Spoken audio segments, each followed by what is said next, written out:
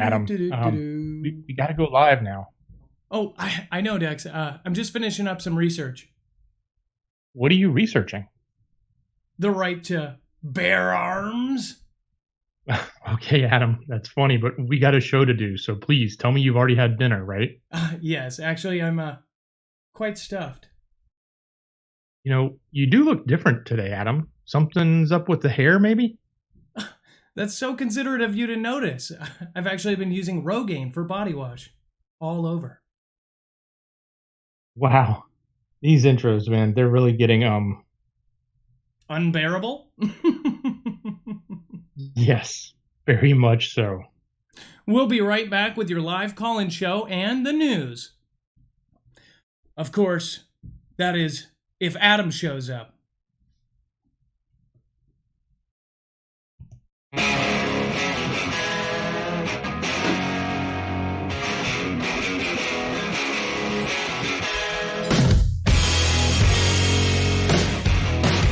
That guy actually bared children? Still at it, are you?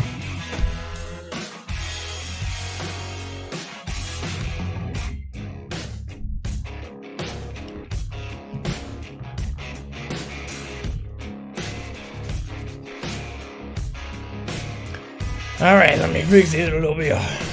Mow, mow, mow, mow, mow. All right, what is up, guys? It's Adam, aka Marf, and this is Marfoogle News. I hope you're all ready for the news. Today, we are talking about some of the most interesting, and I often say we have a great show lined up, but tonight we are actually talking about some amazingly interesting subjects, including people talking about that we are the sixth extinction.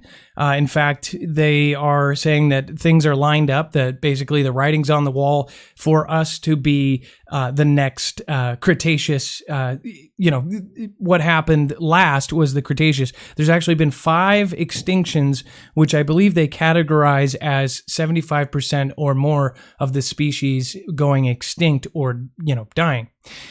We are going to talk about several things going on around the world, including Venice, one of the most romantic cities in the world, is flooded with the second highest tide of history. So as many people think of Venice as the city that everybody, rolls around with on boats and, gondolas, that is completely flooded. So some have done videos that it's like punishment for them putting the statue of Moloch and all this other stuff. Tons of stuff going around the net about that. But besides that, the pure, right in your face, open change in the water levels that have been happening there.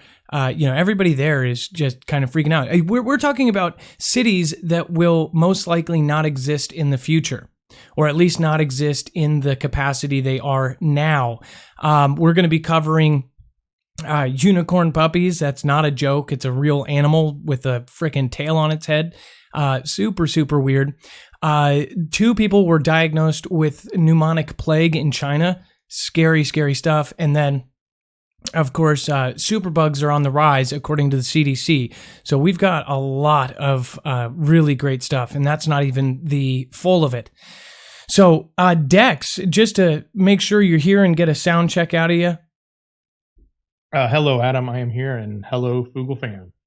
Okay, so again, if you guys have never been here before, we're going to cover the news, then we're going to go into the live call-ins at 224-400-MARF. Dex, it helps produce the show, and he also screens the calls.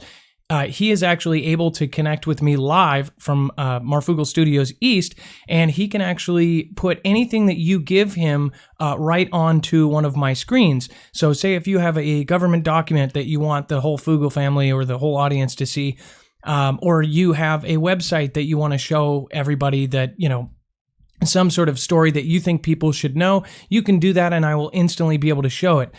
Before we get into things, just want to make sure everybody knows that you can actually follow along with us on all of these articles. We take hours before the show and make sure that we have loaded every article that we are using today. in the website. So marfooglenews.com, if you see this thumbnail, you can actually click on it. Then it will actually go to this. And then once you click down below, there will be all of the articles and even tweets down below, including the weird news. So pretty awesome. Even if it's a month from now, you're watching the replay, you can actually go back and, check it out, watch it on a second device as you're following along. Another cool part about this is while you're there, you can actually join the Facebook, Discord, and alerts. We have 11,000 people preparing all over the country. Briefly, I want to talk about, I'm doing a video on the vertical evacuation plan that has just been kicked in to the West Coast. When I first heard vertical evacuation, I thought of, are they taking people out of helicopters? Basically, it's gotten way, way more serious. And I could have told you this a year ago, a year and a half ago, 2 years ago, and I kind of did. I was lucky enough to get kind of an insider voice on that, saying that, they thought it was going to happen 2 years ago, let alone now it's been 2 years. And they think it can happen at any moment. That's not to scare people. That's just the facts around what's going on, the swarms, the movement, the locked and loaded plates. And then, of course, they are taking it extremely serious. Now you've got members of FEMA basically working with schools. They are doing these vertical evacuation platforms, which essentially are concrete on top of stilts. And in this event, essentially what they've said is there's no time to evacuate. If you look at somewhere like Westport, Westport is almost like a little arm, and then there's a kind of a bay. They are sitting out there, and when the tsunami hits, they have no chance, absolute no chance of evacuation. In fact, in some places in downtown Seattle, in places like that, it would be a 75-minute evacuation. Well, guess what? It's going to take 15 minutes for this tsunami to hit the coast. So if you do some simple math there, either people shouldn't live there or they should have some sort of other plan. So the solution is to build towers straight up, and these things are, beefy towers. If you remember the Japanese tsunami, there was a very amazing story of how one gentleman survived on top of I want to say it was a news studio, and the gentleman went to the very roof of the news studio and actually held on to one of the news antennas and survived. Well, I believe the CEO or the guy who actually ran the news company perished and passed away, but one gentleman was able to hold on. They had no idea the water would be that high, and it actually swept them out. If you can imagine, that's almost what it looks like if you've seen the post pictures of that after the tsunami. That's what these towers look like before the tsunami. They're open. They almost look like that gym metal pole material, and then there's concrete pads. The one in particular that I saw and that I'm actually going to physically go check out has 2 pads of concrete, and it looks like it's only about 50 feet high. Now,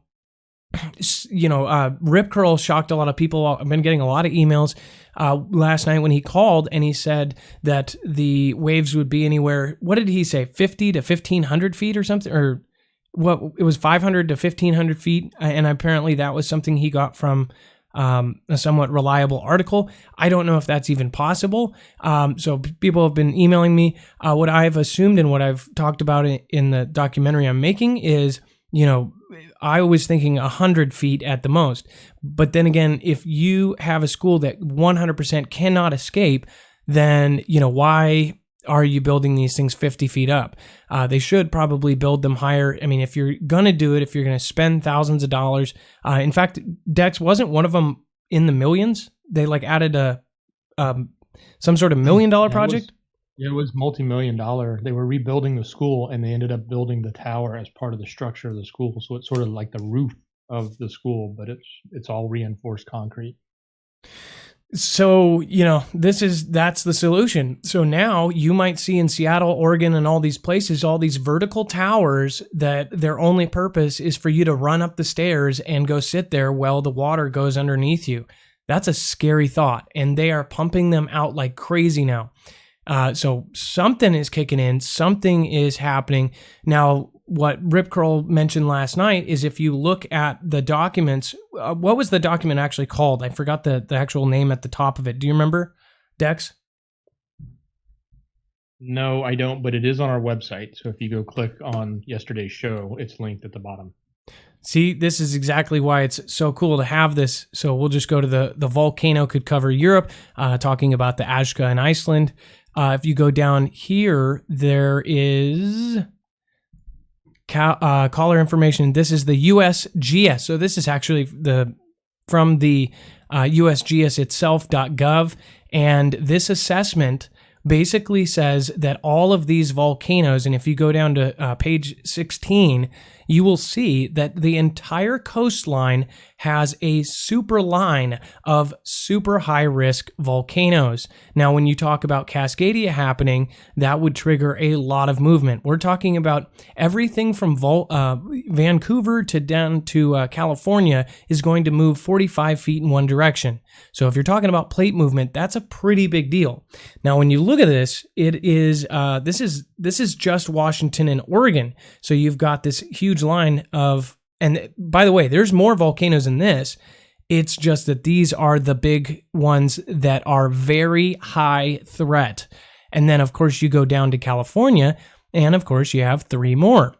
So when you check this out, and that's very high threat. There's more than that. In fact, it shows about 7 or 8 or 9 or something right there. And then not on top of that, you've got 3 high right underneath it. Actually 4. And then moderate right below that, about 4 of those as well. So, I mean, you're looking, the odds keep going kind of up the more that you get in there and actually realize there's a ton of these volcanoes, which can be triggered by something like, I don't know, the hugest earthquake that the United States has ever seen. They're calling this the disaster that no one has ever seen before. Because, so say the 2004 Boxing Day tsunami, that one was, that was not a modern day metropolis. That was, you're talking about sheds and everything, and it just wiped everything out. It was it was horrible. I mean, if you see the footage from that, if you understand that it took years to clean up everything and to find people I believe are still missing and, obviously assumed dead. And then that one, that was not exactly right there on, cities with millions of people with buildings. We have brick buildings all over Oregon and Seattle that are not reinforced. So this is a big deal. Like, people need to understand that this is a huge deal, and everybody needs to start preparing. The signs are on the wall. The signs are in the sky. The signs are everywhere. People need to be paying attention and be prepared.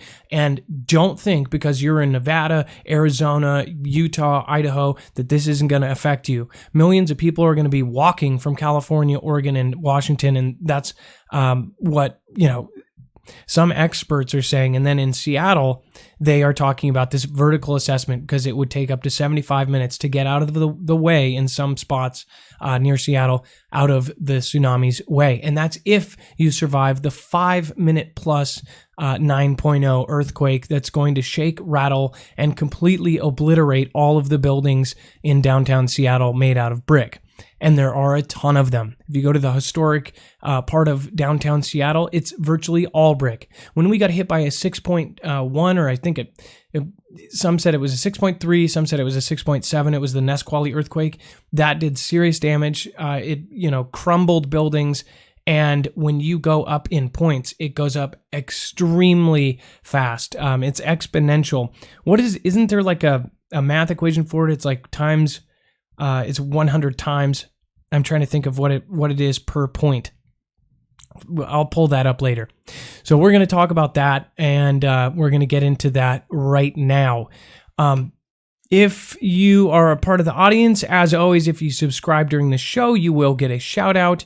And of course, April Stars, thank you. I appreciate that. And Central Florida Prepper, definitely concerning about the active underwater volcanoes beneath Antarctica. The stories and studies keep disappearing, but I guess it don't fit in the climate rhetoric. Much respect, Adam. Well, thank you, Central Florida Prepper, and good point. Veneci Batasio Virox Pit. Thanks again, Marf and Foogle Fam, for the shout out, and Love Mob. So he got a Love Mob, and he got a bunch of you went over to his channel, so that was really awesome. And then Linnon Key of Data said, when I saw free super chat, how could I not give it to you? We love you, and we even love your creative intros. That's awesome, by the way. That's so weird they give you guys free super chats.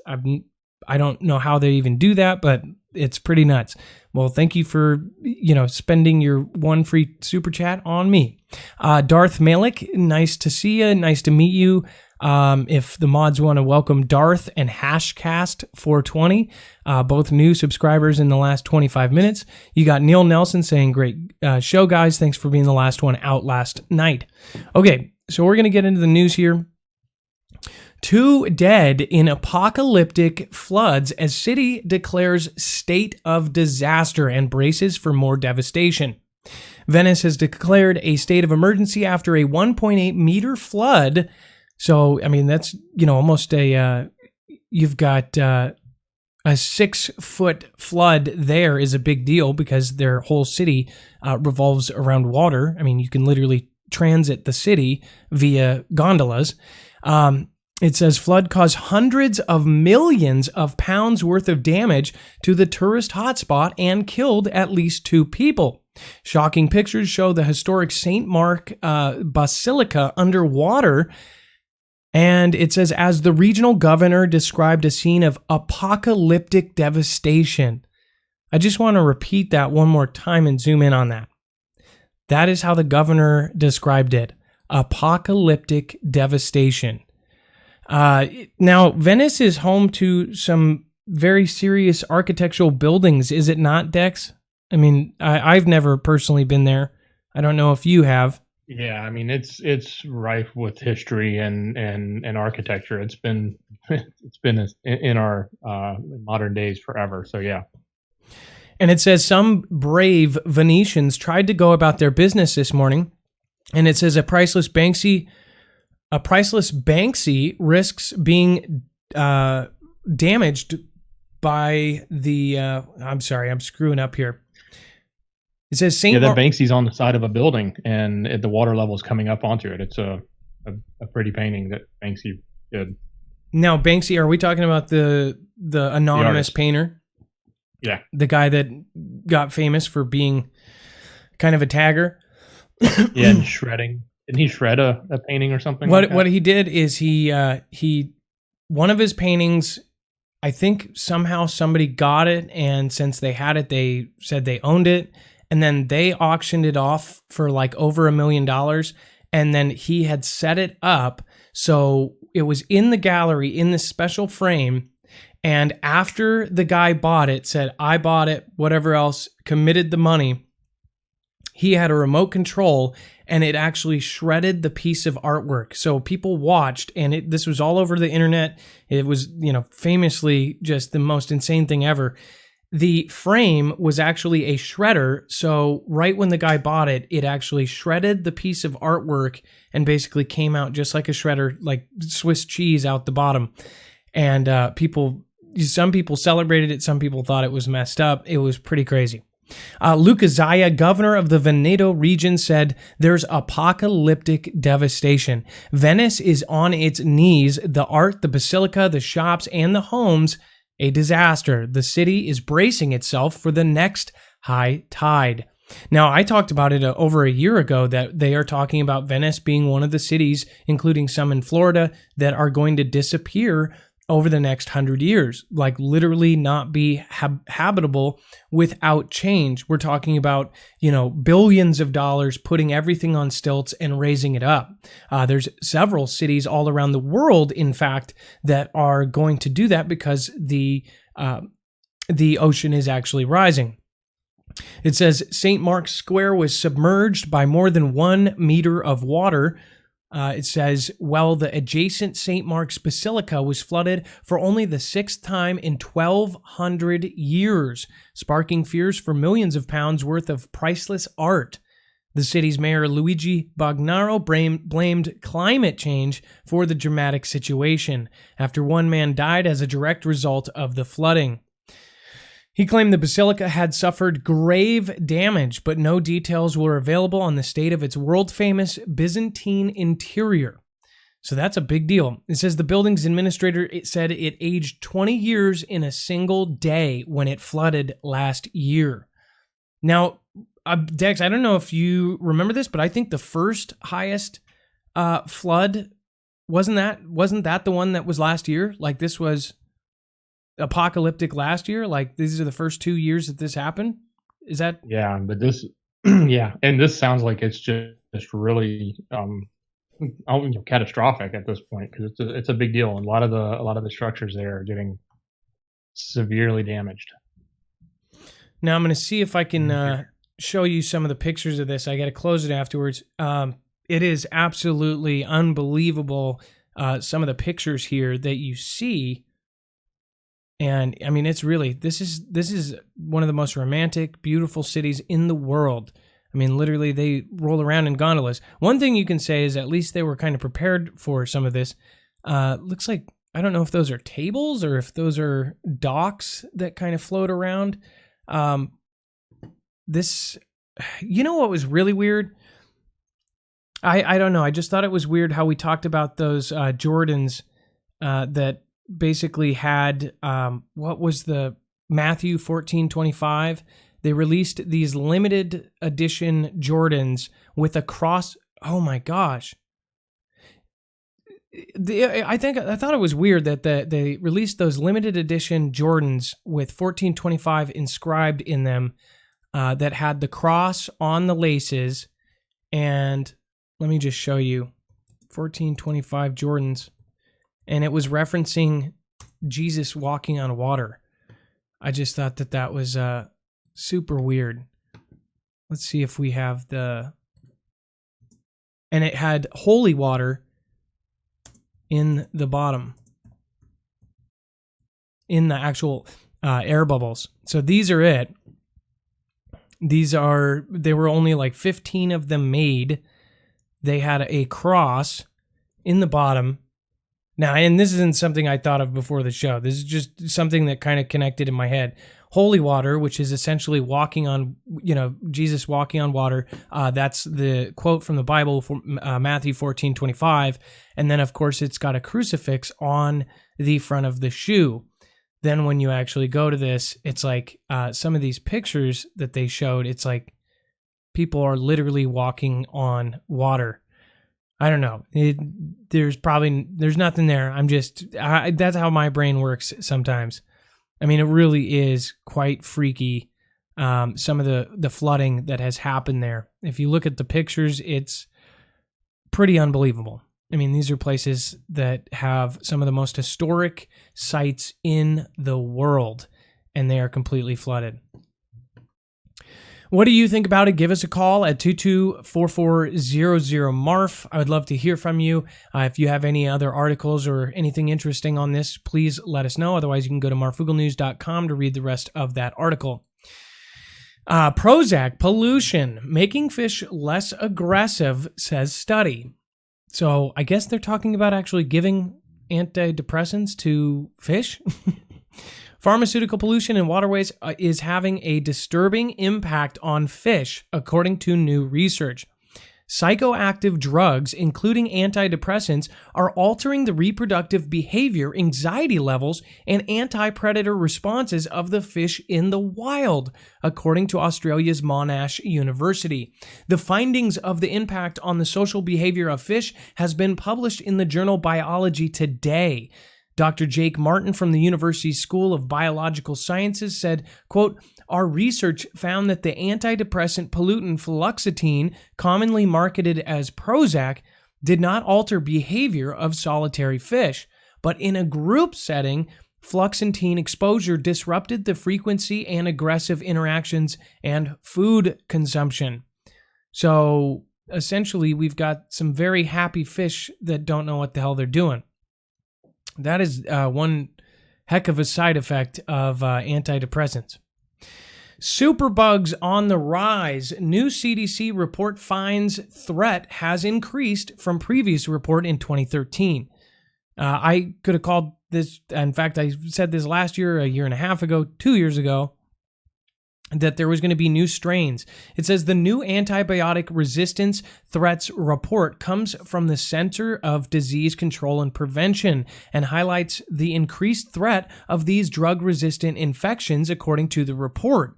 Nearly 2.8 million people suffer infections from these, quote, superbugs every year. Of those, 35,000 people die from these stronger infections. The report was formulated by looking at bacteria and fungi, finding 21 different infections and categorizing them as, quote, urgent threats or serious threats, concerning threats, and watch list. However, it does not include parasites, viruses like influenza or HIV. The results of the 2019 report are also higher than in previous AR threat report published in 2013. It was found at the time that around 2 million people suffered from drug-resistant infections, with nearly 23,000 dying from said infections. Germs continue to spread and develop new types of resistance, and progress may be undermined by some community-associated infections that are on the rise. It says, while the development of new treatments is one of these key actions, such investments must be coupled with dedicated efforts towards preventing infections in the first place, slowing the development of resistance through better antibiotic use, and stopping the spread of resistance when it does develop to protect American lives now and in the future. So if you guys kind of see through it all, this sounds like they're straight up talking about how dangerous it is and what we need to do to kind of stop it. And it sounds like preventing infections like venations in your arm is the solution, right? Wink. So what do you think of this article, Dex, about the CDC and the infections? I think the message here is when they become drug resistant. Then there's nothing they can do, right? So then they're going to be looking for another solution. Like, what can we do to prevent it? Like you said, what can we? Some sort of shot. Can nations help? Can some sort of shot fix the problem? So. Yeah, well, so this is some pretty scary stuff. We've talked about how they just invested in $2.8 billion of smallpox venations when smallpox was eradicated in the 80s. In fact, only 2 places in the entire world, or so they said, Russia and the CDC in Atlanta, are the only places that have it. So why are they clearing money for $2.8 billion worth of smallpox venations? That's a question you got to ask yourself. And then within 2 weeks of that, the lab, the one of 2 labs that held that very, disease is exploded for no reason at all. Said that a vial exploded inside of it. So some think that it was a purposeful explosion and that somebody might have taken something out of there. It's just kind of weird. And what's even weirder is that the U.S. cleared the money for that before that explosion.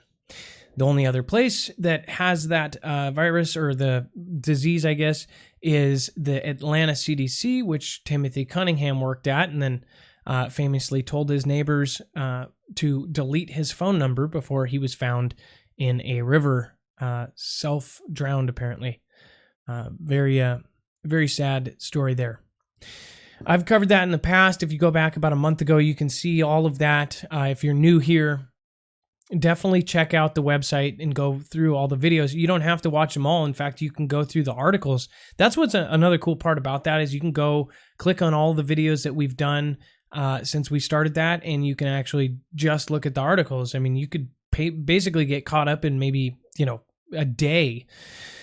Now, this is a big deal, and experts that I've talked to in the earthquake field are even talking about things like this. That's what's weird.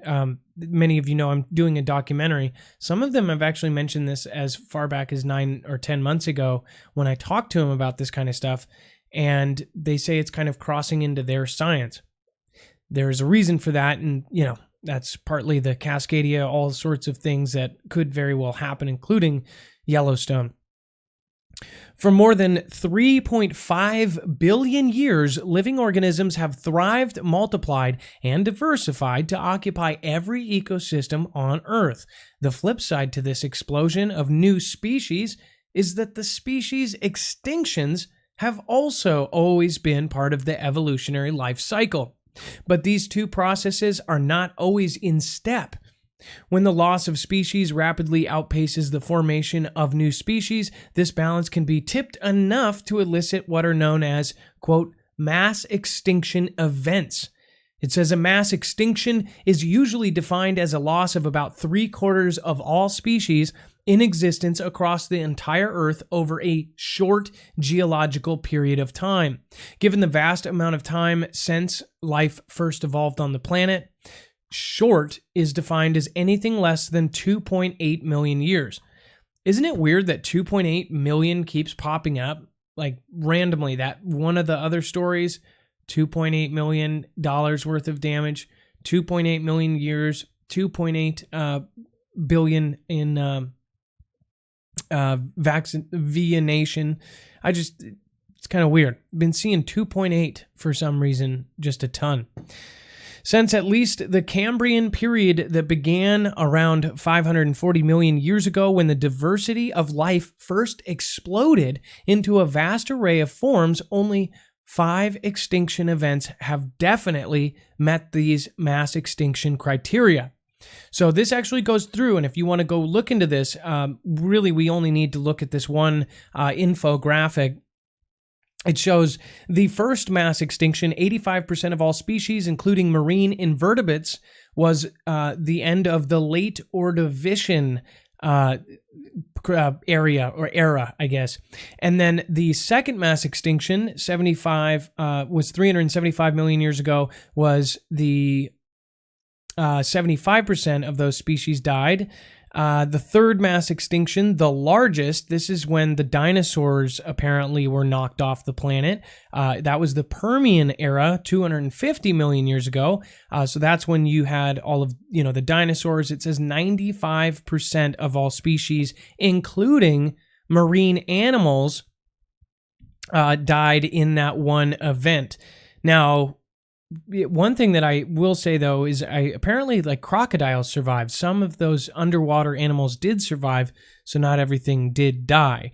The fourth mass extinction, 80% of all species, including ichthyosaurs, paddlefinned plesiosaurs, phytoplankton, many species of frogs, salamanders, turtles, snakes, spiders, and grasshoppers, they all died in the Jurassic area 200 million years ago. And then, of course, the last one was the Cretaceous, where 76% of all species, including the non-avian dinosaurs, I guess that would be the non-avian, so non-bird dinosaurs, bivalves, inceramids, and flying reptiles, so the pterodactyl kind of things.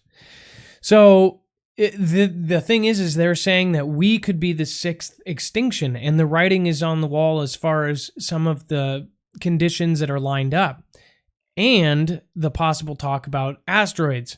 Now, we are heavily trying to do things to essentially go to space and get asteroids off course. There's so many different, people in this group. There's so many people that follow this channel. I don't want to tell you what to believe. That's not what I've ever done. But, I know that there's a lot of disagreement in this area. Of course, you've got religion that comes into it. You've got science that comes into it. You've got debate about some of the sciences. So this isn't meant to start an argument. But as far as, the asteroids thing, I know that in this niche in particular, there's even people that don't believe that asteroids are real. I do. That is one thing I do believe in. And I think that, they are trying way too hard and doing way too many operations to try to stop them, for it not to be kind of a thing that they're actually worried about. And I do know that there were top secret things that were just declassified from 2002 and 2004 that were talking about preventing this. And this is stuff they never wanted the public to see. So if they don't ever want the public to see, then that's usually something they're actually worried about. or at least that's how I see it. But some people see it that it's so compartmentalized that it very well could be, an op to the people that do the ops. You never know. But this actually goes very, very interesting article. What do you guys think about this? I know that there's a good chunk of you that firmly believe that we are in end times right now. And, less and less people are looking at you like you're crazy, right? Before, if you said it's end times, you were that cardboard holding homeless guy with the tinfoil hat on. Now so many normies, as some would call them, are kind of waking up to, getting out of this matrix we live in. It's really quite disturbing when you realize what the world really is. And that's why it's super important for you to have some sort of moral system and understand that, we're all going to go sometime. Let's push each other up. Let's be positive. Let's treat people like it's our last day on this earth. If we all did that, we would be in a completely different spot. But then, of course, evil comes into it, like money and growth and all these things that people think about. So as far as this goes, I would love to get some calls on what you think about end times as far as extinction. Are we the sixth extinction? I would love for you guys to pull up any kind of articles that you think would be relevant to this, or if you have any documents that you think we should see, give us a call at 224-400-MARF. U.S. Air Force on the hunt for Arsenal plane to carry hypersonic weapons.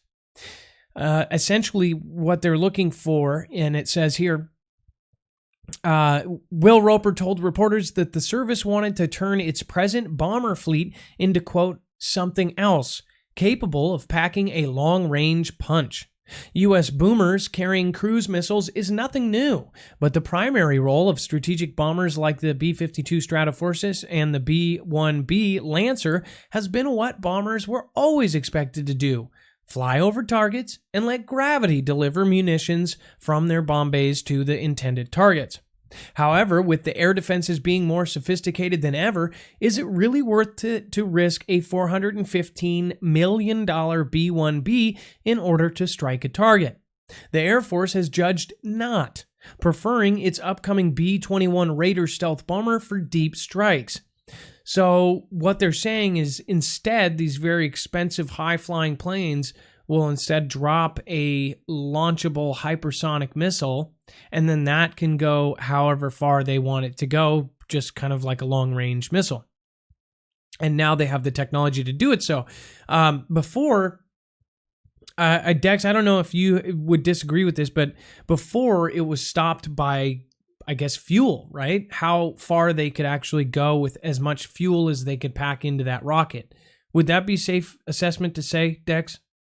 Well, yeah, as far as like ICBMs or coming from a plane and the examples of these other planes, it's literally how far can the plane go, and it has to refuel because it's going to drop from above. So, and really the struggle there is getting it over enemy territory, so to speak, right? So how do you do that, not get detected, not have the plane be taken down, etc.? So, obviously this strategy of at least getting up in the air and getting closer, but then launching from a distance seems safer for the pilots, safer for the equipment.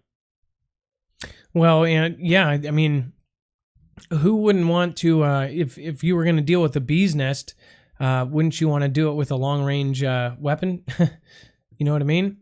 So it says, the challenge is how to turn a B-52 designed in an era when gravity bombs were a bomber's only weapons into a missileer, Roper said. It's a problem that the Strategic Capabilities Office has been working on since 2016.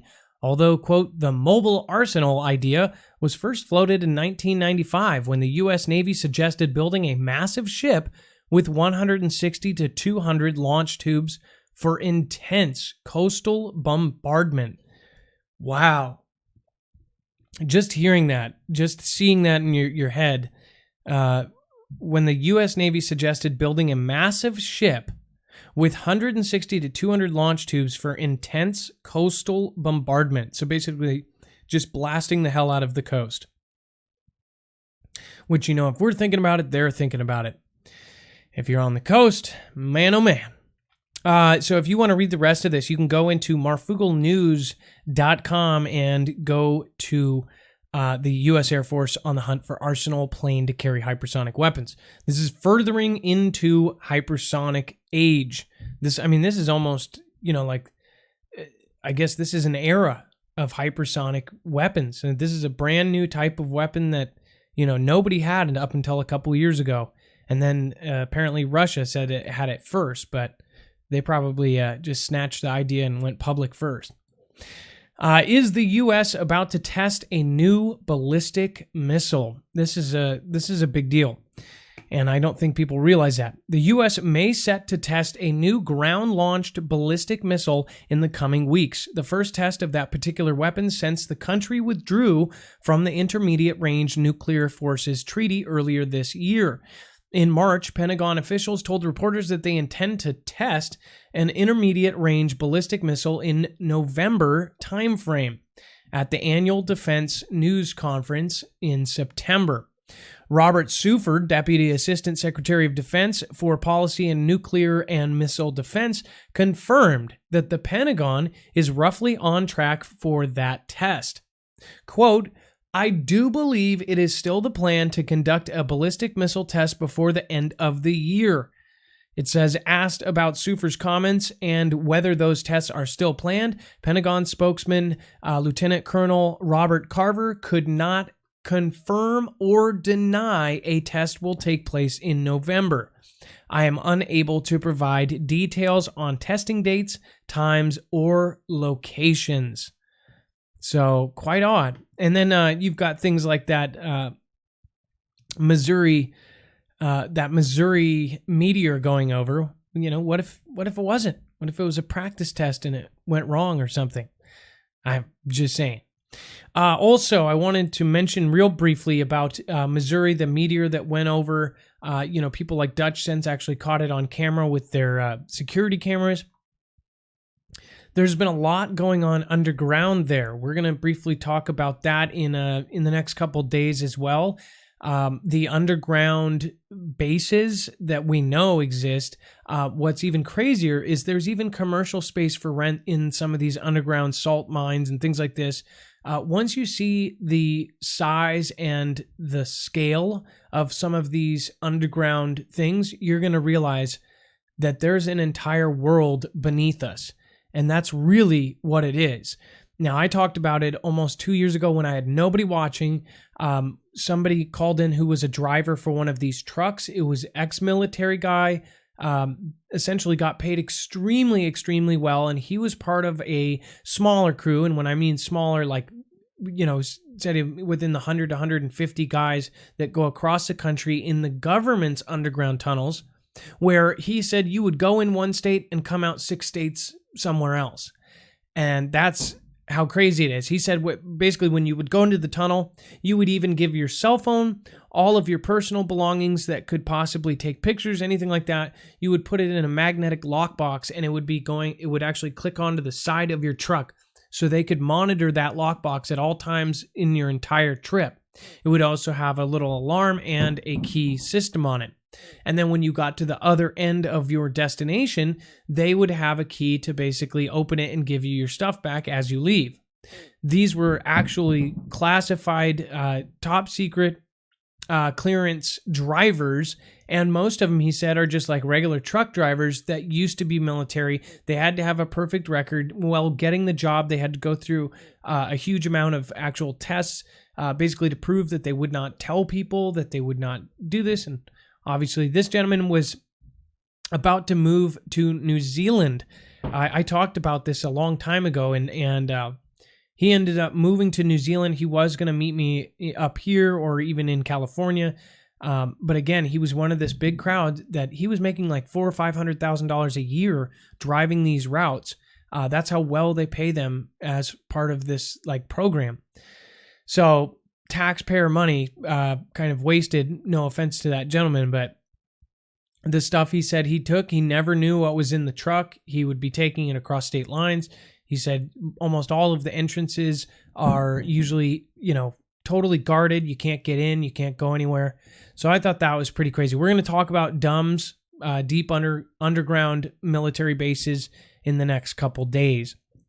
So with that being said, This test, this is, this is us flexing, and we got out of that agreement for a reason. That's what I think. This is pretty scary. 2 people diagnosed with pneumonic plague in China. It says 2 people in China have been diagnosed with plague. Yes, plague. The latest cases of a disease more commonly associated with historical catastrophe. Plague is caused by the bacterium Yersinia pestis and can arise in 3 forms: a lung infection, known as pneumonic plague, a blood infection, known as septicemic plague, and a form that affects the lymph nodes called bubonic plague. So this is the one that affected the medieval times. That is just so, And the lymph nodes too. If you've ever had your lymph nodes swell or anything, it's just, I did an entire thesis on the bubonic plague. Lots of crazy, creepy stuff came from that age. It says the latter form is perhaps the most famous and was behind several pandemics, including the Black Death of the late Middle Ages, which was estimated to have killed up to 60% of the European population.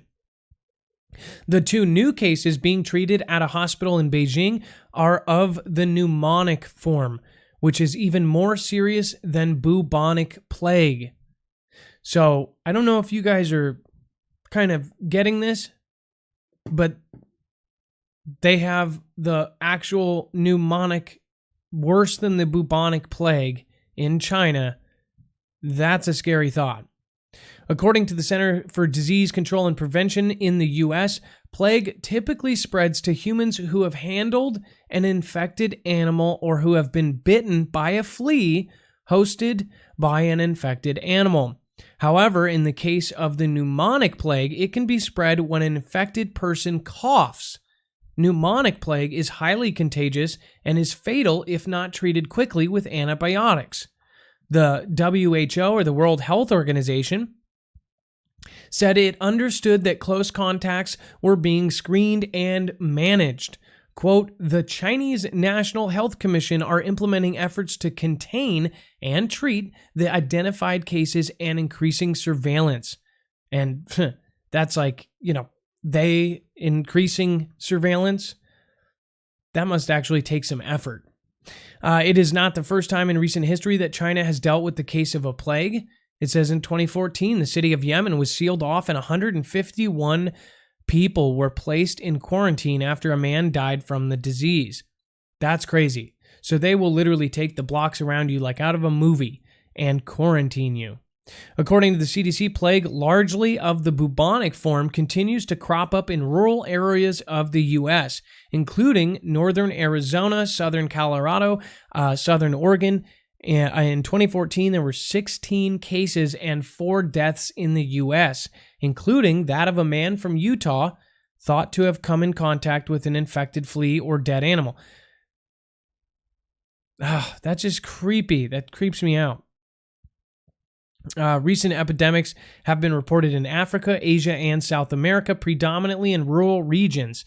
The WHO reported 3,248 cases and 584 deaths from plague worldwide between 2010 and 2015. So this is just a fun fact. This year in Mongolia, a couple died from plague, apparently after eating raw marmot kidney, triggering a 6-day quarantine in the region. Because marmot kidney is just, I guess it's an acquired taste. Love those marmots. Uyghur, and I don't know how to say this right, Uyghur researchers say China running more camps than known. Well, could have seen that one coming. Uyghur activists said Tuesday that they have documented nearly 500 camps and prisons run by China to detain members of the ethnic group, alleging that Beijing could be holding far more than the commonly cited figure of 1 million people. The East Turkestan National Awakening Movement, a Washington-based group that seeks independence from the mostly Muslim region known to China as Xinjiang, gave the geographic coordinates of 182 suspected, quote, concentration camps, where Uyghurs and allegedly pressured to renounce their culture. Researching imagery from Google Earth, the group said it was also spotted 209 suspected prisons and 74 suspected labor camps, for which it would share details later. So that's pretty nuts. And then I wanted to go down to this part here. Let's see. Essentially, they believe that there's way more. It says, but Randall Shriver, the top Pentagon official for Asia, said in May that the figure was, quote, likely closer to 3 million citizens, an extraordinary number in a region of some 20 million people. That's actually a way big percentage of people if it's out of 20 million. China is dreaming up new means to defeat the U.S. military. Is America prepared? Now, this is a serious one, so please listen to this one. For China, asymmetric warfare means targeting your enemy's weaknesses. It says, asymmetric warfare represents a tactic with ancient roots that has been successfully applied to the contemporary age. Asymmetric warfare, as seen from Beijing, means using one's own strength and capabilities to attack an enemy's weaknesses. Doing so may involve the use of terrain, tactics, or the application of new or different technologies. So I guess Dex, asymmetric warfare, you could see that as what Vietnam used, right? They used asymmetric warfare. They used their land as their strength. Would that be a good way to put it? Yeah, it would be taking advantage of what your strengths are. They basically use their guerrilla tactics and the knowledge of the land, to their advancement. Chinese military thought on asymmetric warfare draws heavily on classical strategy. The authors of The Science of Military Strategy 2013, a leading contemporary military tract, cite Sun Tzu's directive from The Art of War that in order to exact many victories, one must use asymmetric means with surprising military movements. Okay, I don't like that part. Surprising military movements.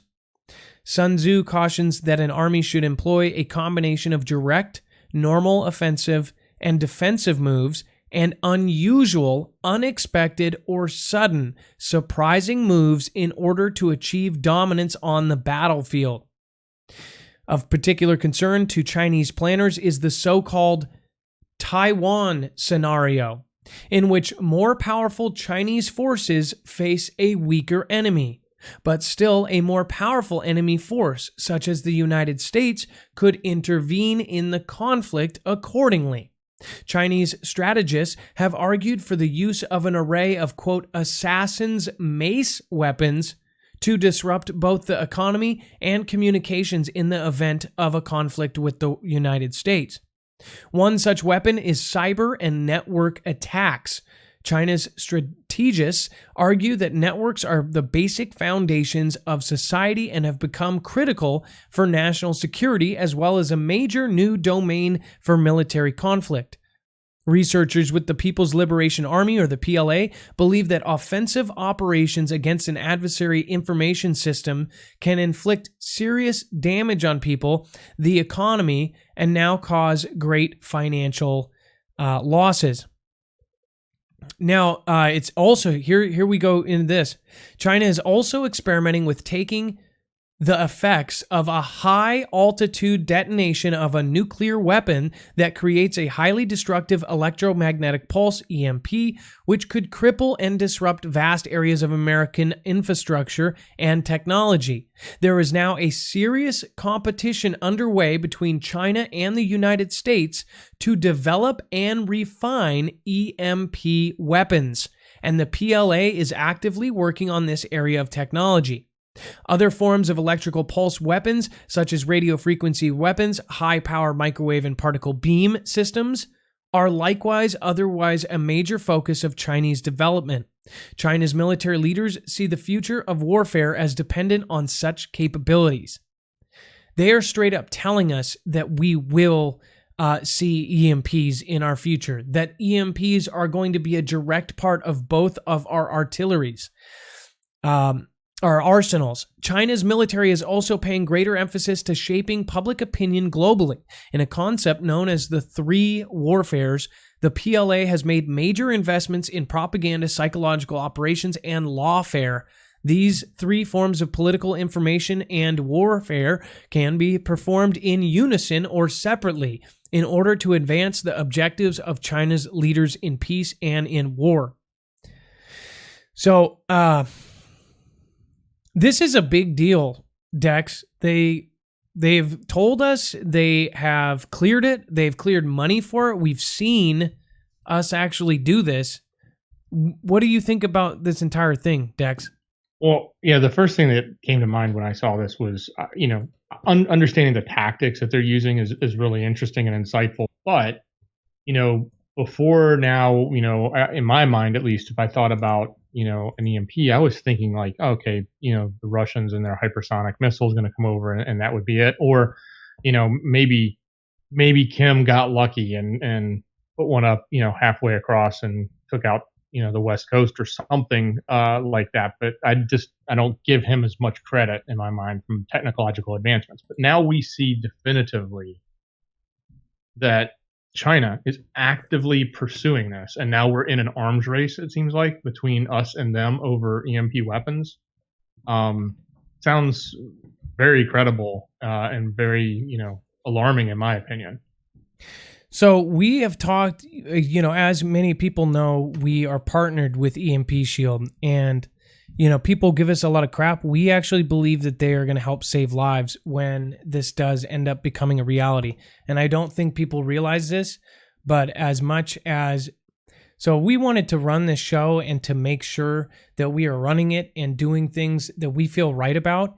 At some point, it has to turn into a business, technically. I mean, we literally need to bring more people on, and we can't do that without growing and without doing this. But don't get confused. Even if I wasn't affiliated with them or anything, we would be recommending this because they are the only guys in the game as far as this goes. They are contracted with the DoD and the Homeland Security to beef up our actual grid. If you guys want to actually protect yourself, this is a real big deal. Go to EMP Shield and check them out. Even if you go around us, even if you use somebody else's thing, if you use somebody else that you know that actually works with them, do it. Because the EMP Shield is an actual, it's military standard, it's tested, it is going to protect your devices. We have talked to Andrew and a bunch of people from this on the show before, and people have heard what they said. They were called in. These guys are hand making these in Kansas. They are also about to just completely blow up. I mean, this is huge. They got one of the hugest contracts on Earth, and that's with the U.S. government. It protects against an EMP E1, E2, and E3. It's guaranteed to protect against lightning of any kind. I mean, this is basically the all be all end all of surge protectors, not only for your house, but it will protect against CMEs. So you're talking about coronal mass ejections. If we have a solar flare, you're talking about the difference between when the power comes back on, being able to use your stuff, or when you go through 15 EMP blasts and your generator still works or your car still runs. This is a big deal. Go to marfooglenews.com/EMP if you want to protect yourself. We have told the Foogle family, everybody knows, everybody that talks to these guys knows that they are real people. They are actually wanting to help. They have helped several people with, not even asking anything out of them. So they have tried to do many things. We've tried to give them away. This is a big deal. And for the Foogle family and for us only, they're giving $75 off on each device when you buy multiples. And just check it out. They've got tons and tons of different models for everything that you might have: vehicle, generator, motorcycle, watercraft, three-phase. I mean, you guys have seen the videos. You've heard out of their own mouths. This is going to be a bigger issue in the future, 100%. So Cannot stress it enough. I think that our group, and if we can get all 11,000 people with these, and we are actually dedicated to trying to get something set up to where we can get ones to people that can't, get them themselves. So that's a big deal. In fact, we've talked about, right now we're giving all the t-shirt sales to a charity, to the Cars for Heroes. We might actually switch that up to try to get EMP shields to everybody. But we're still talking about ways we can actually get more people to have these in their homes, because this is more so if you have a generator and you have a ham radio and a solar system. That's what you need protected, especially if you're going solar.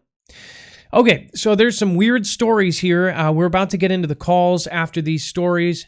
Beer insulting California utility PG&E brews backlash.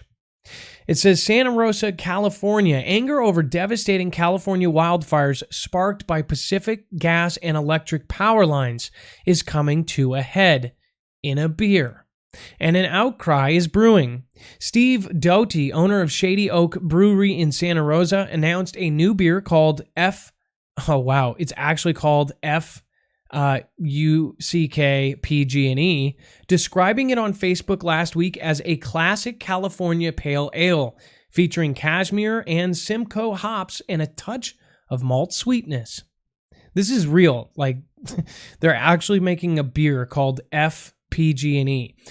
Doty told the Press Democrat that what he meant to draw attention to is the negligence of PG&E executive, and was stunned by the onslaught of critical comments by people who said that they are related to utility employees. So what do you guys think? Do you guys think that utility employees should be suffering the brunt of this? They're doing their job. They're on the ground. They're, putting power lines back up. They're fixing our power. What do people think? Now, what is the general consensus with our audience? Do you guys think that the general PG&E employee should be responsible for this and treated like crap? Press 1. Or do you think that they have, nothing to do with this, that it's not their fault? Press 2. And I'm not even talking about the executives. I'm talking about the hate that's going towards the actual people that are working, driving around in the trucks. And there is no wrong answer, because I know that people in California, I know Prepper Ilea is over in California where the power was having issues. We have several people down there. I don't know if Robert is their backyard gardener, Robert, but there's several people in that area. And I do understand that it's really rough. 7-day blackouts, that's crazy. It says one person who said she was married to a PG&E gas serviceman commented on Facebook that she found the label insulting. It says, quote, "My husband has been working 18-hour days and not seeing his little boys for the past 2 weeks to help our local community." The comment said, "Your label is hurting the men and women that work day in and day out for their community." Other people attacked Shady Oak by giving it a 1-star reviews on Yelp and Google, or calling the tap room with violent threats. So I don't know if that's, I don't know. Do you guys think that the beer company deserves it? Press 1. If you think that they don't deserve it, press 2. I'd love to hear your answer on that one too. PG&E has been blamed for a series of destructive wildfires in Northern California in recent years that have killed dozens of people and destroyed thousands of homes. Now, one thing to ask too, do you think PG&E is really responsible, or are they the scapegoat? I know some people would even find that offensive, asking if they're just a scapegoat and something else caused it. But, there's tons of questions out there, and that's all we're here to do, is ask questions. It says its workers have been attacked amid sweeping blackouts last month meant to prevent its electrical equipment from toppling or coming into contact with branches and sparking fires. The state's largest utility, PG&E, faces a vote Wednesday by state regulators over whether to open an investigation into outages. Man. Doty posted an apology to those upset by the beer name. As a consolatory gesture, he offered $1 off a beer for those with an honest review on social media, and $2 off a beer for PG&E employees. Okay, that's just stupid. Really? $1 off a beer for an honest review? Like, that's just corny. Like, for real. So they screwed up their online presence. I mean, here's the thing. Here's what I think, and this is just my opinion. Don't get involved in politics. Don't get involved in this crap as a beer company unless you want to deal with the backlash. He could roll with this and go, F you guys, and he would lose half his customers. He would get those crappy ratings. But he would have hardcore followers and people that, would say, yeah, you're with me or whatever. If you're going to get into the fire, then, don't get mad when you get a poor Google review. For something like beer, I don't think Dex, have you ever Googled a beer's review before buying it or drinking it? Like, for real? No, I can't say that I have. Has anybody ever Googled a beer to review it?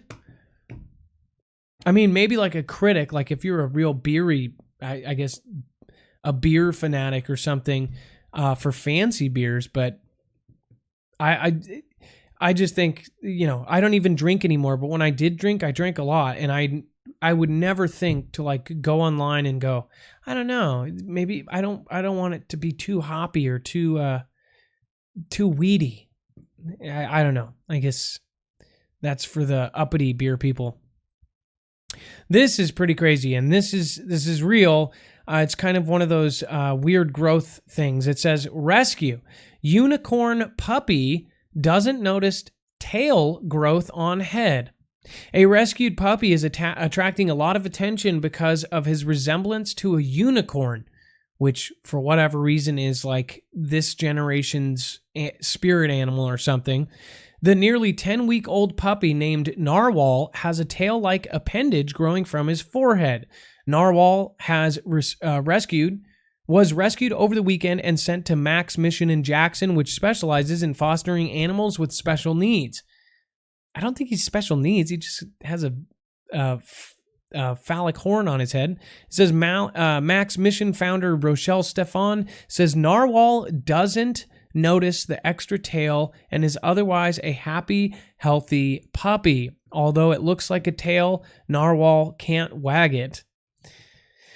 Just so you can see this thing, this is the puppy. Incredibly cute. And what's weird is it's not like extra skin. It actually like feels like a tail, is from what they said. So that's actually pretty freaking cute. I don't know though. I mean, you would think they would just be able to surgically remove it, just kind of snip it off. I mean, they actually cut animals' tails off. I'm actually very curious to see what they will do with this, or if they'll keep it. That would actually, you would think that might get caught on something. If it grows into a full dog with that, it would be kind of a hindrance. Here's a video of the puppy playing, which is very cute. Like, incredibly cute.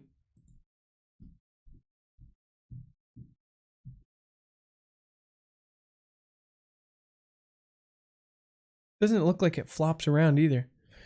What's weird is it's got like this, is that like a vein or something? Like, was this supposed to be his tail?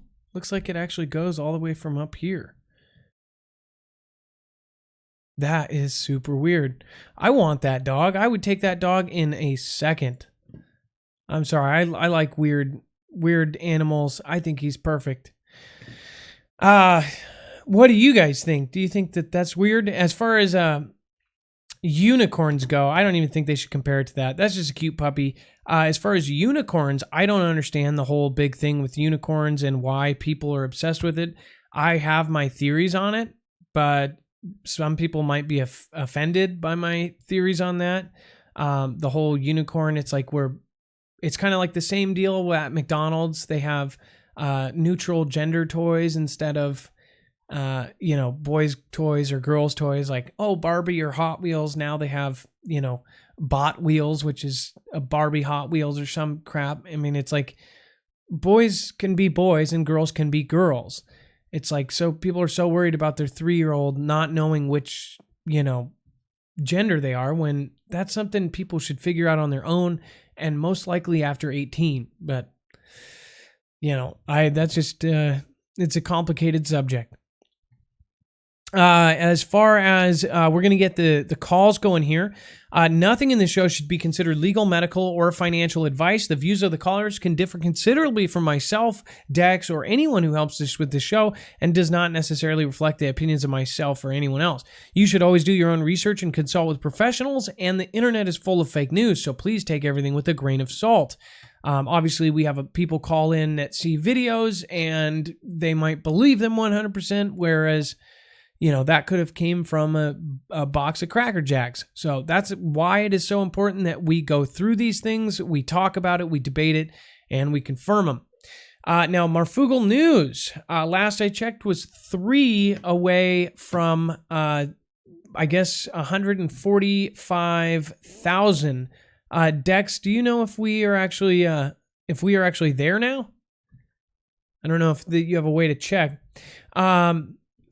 But again, if you have not subscribed to the main channel, if you are new here, make sure to go over to marfoogle.news. In fact, if you type this into your browser, it will automatically bring you to a page that just basically says, boom, so subscribe.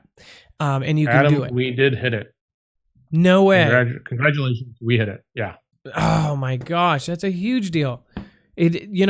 People say that we are not affected. It was crazy. I mean, we were growing very fast, and fast, like maybe 100 a day. And then it slowed down to literally nothing for the last month and a half. With Marfoogle News, which, as you can see, it still says 144. And if you click on it, it now says 144. No, maybe we went back down. Somebody unsubscribed. Or maybe this isn't caught up. It's delayed. That what you're looking at is delayed, Adam. The way their new rounding system works, but the actual number that we have on the back end has hit the new number, so it'll update soon. It's just crazy because my friend Jacob Israel, and man, it was really touching watching his video. He talked about how essentially he knows that it's really hard to find him now. He went on Google and he was on like the 3rd or 4th page. He went on Dogpile, first page right there. He went on Yahoo, first page right there. He went on DuckDuckGo, first page right there. And you can just tell just from his heart, I know Jacob Israel works harder than so many anybody on this platform. He works a full-time regular job on top of his normal job. When I was working 2 jobs when I started this, but I also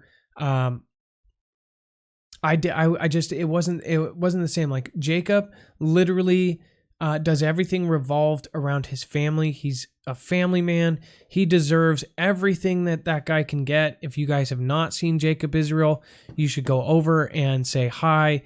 We love mobbed him. He even said that on his last video. We had him up to 142.5, and for whatever reason, after this last purge, he is back down again. And it's not like a regular thing. I mean, he literally lost them. So watch this last video. You'll see exactly what I'm talking about. This video, in fact, is you will tell. If this is the only video you see of his, you will see the real Jacob Israel right away. For whatever reason, it's not working anyways, but let's see here. Bam. But yeah, go check out that video. Make sure to go check out Jacob Israel. He is one of the best people on this platform. You will never, ever hear anyone say, Jacob Israel did this to me or did that. He's a lot like me. He doesn't just talk crap to people. He's an amazing guy. Go check him out. Again, marfoogle.news, marfoogle.tv. You can go to either one of those. Again, if you want to join the Discord, I'll also give directions on this a little bit more on the very end of the show after the shoutro. You guys will be able to check it out there. marfooglenews.com. Sign up for Marfoogle alerts. You can watch a full-length feature film. This is a full-length, awesome documentary that is not out yet. It came out in theaters on a red carpet review. Amy Smart, Muriel Hemingway, Deepak Chopra, all sorts of stars, celebrities, baseball players, professional baseball players. Go to marfooglenews.com/GT if you want to watch the Earthing movie. You'll get the password sent to you via alerts. marfooglenews.com/earthing for ground therapy products. We get a commission of this. We're always very transparent when we're affiliated with something. One, I'm never going to affiliate with something that I don't personally use or I don't 100% believe is a good product. And two, I tell you guys what we are trying to do with whatever money that we are trying to earn.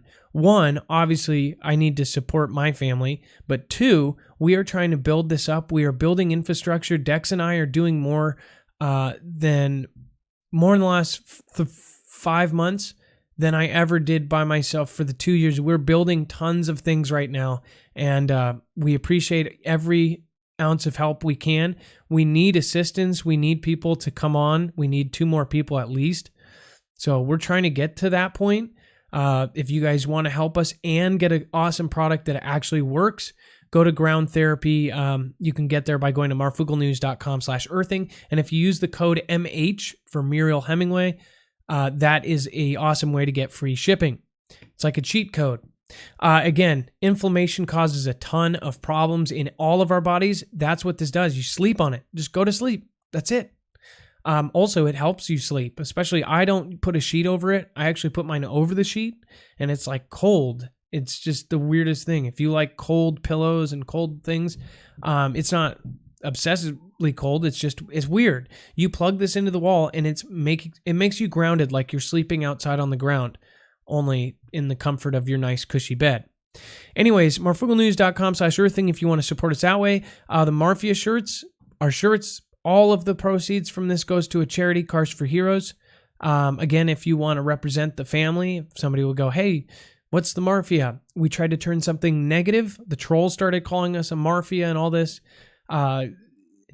One thing I was really annoyed by is people calling us a cult and saying cult. First off, I've encouraged so many of you to start your own channels and to start doing your thing. That's not how it works.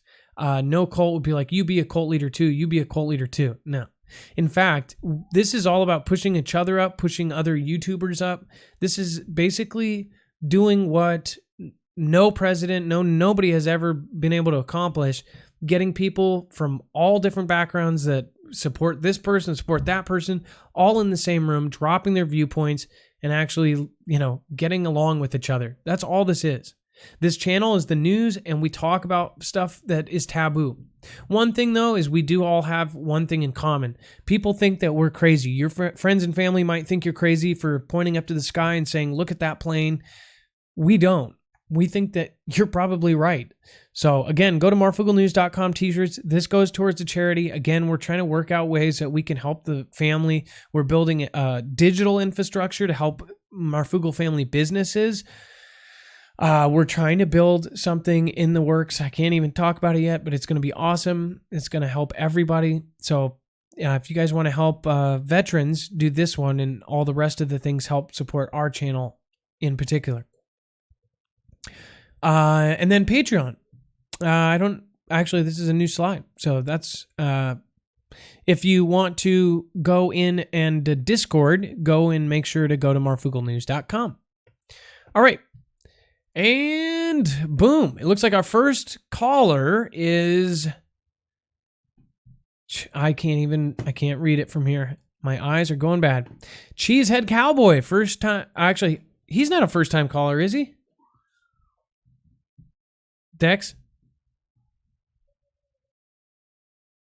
Yes, I was surprised. No, we know him. We've talked to him, but just he's first time on the show. So excited to transfer him over to I just recognized the name. I was like, Cheesehead. Is that because we've all talked about him, and somebody wanted us to showcase his channel back in the past. That's it wasn't right. him, it was someone else. Somebody else asked us to love mob him, and we ended up doing it. I knew the name. I was like, he's a first-time caller? Okay, send Cheesehead Cowboy right over.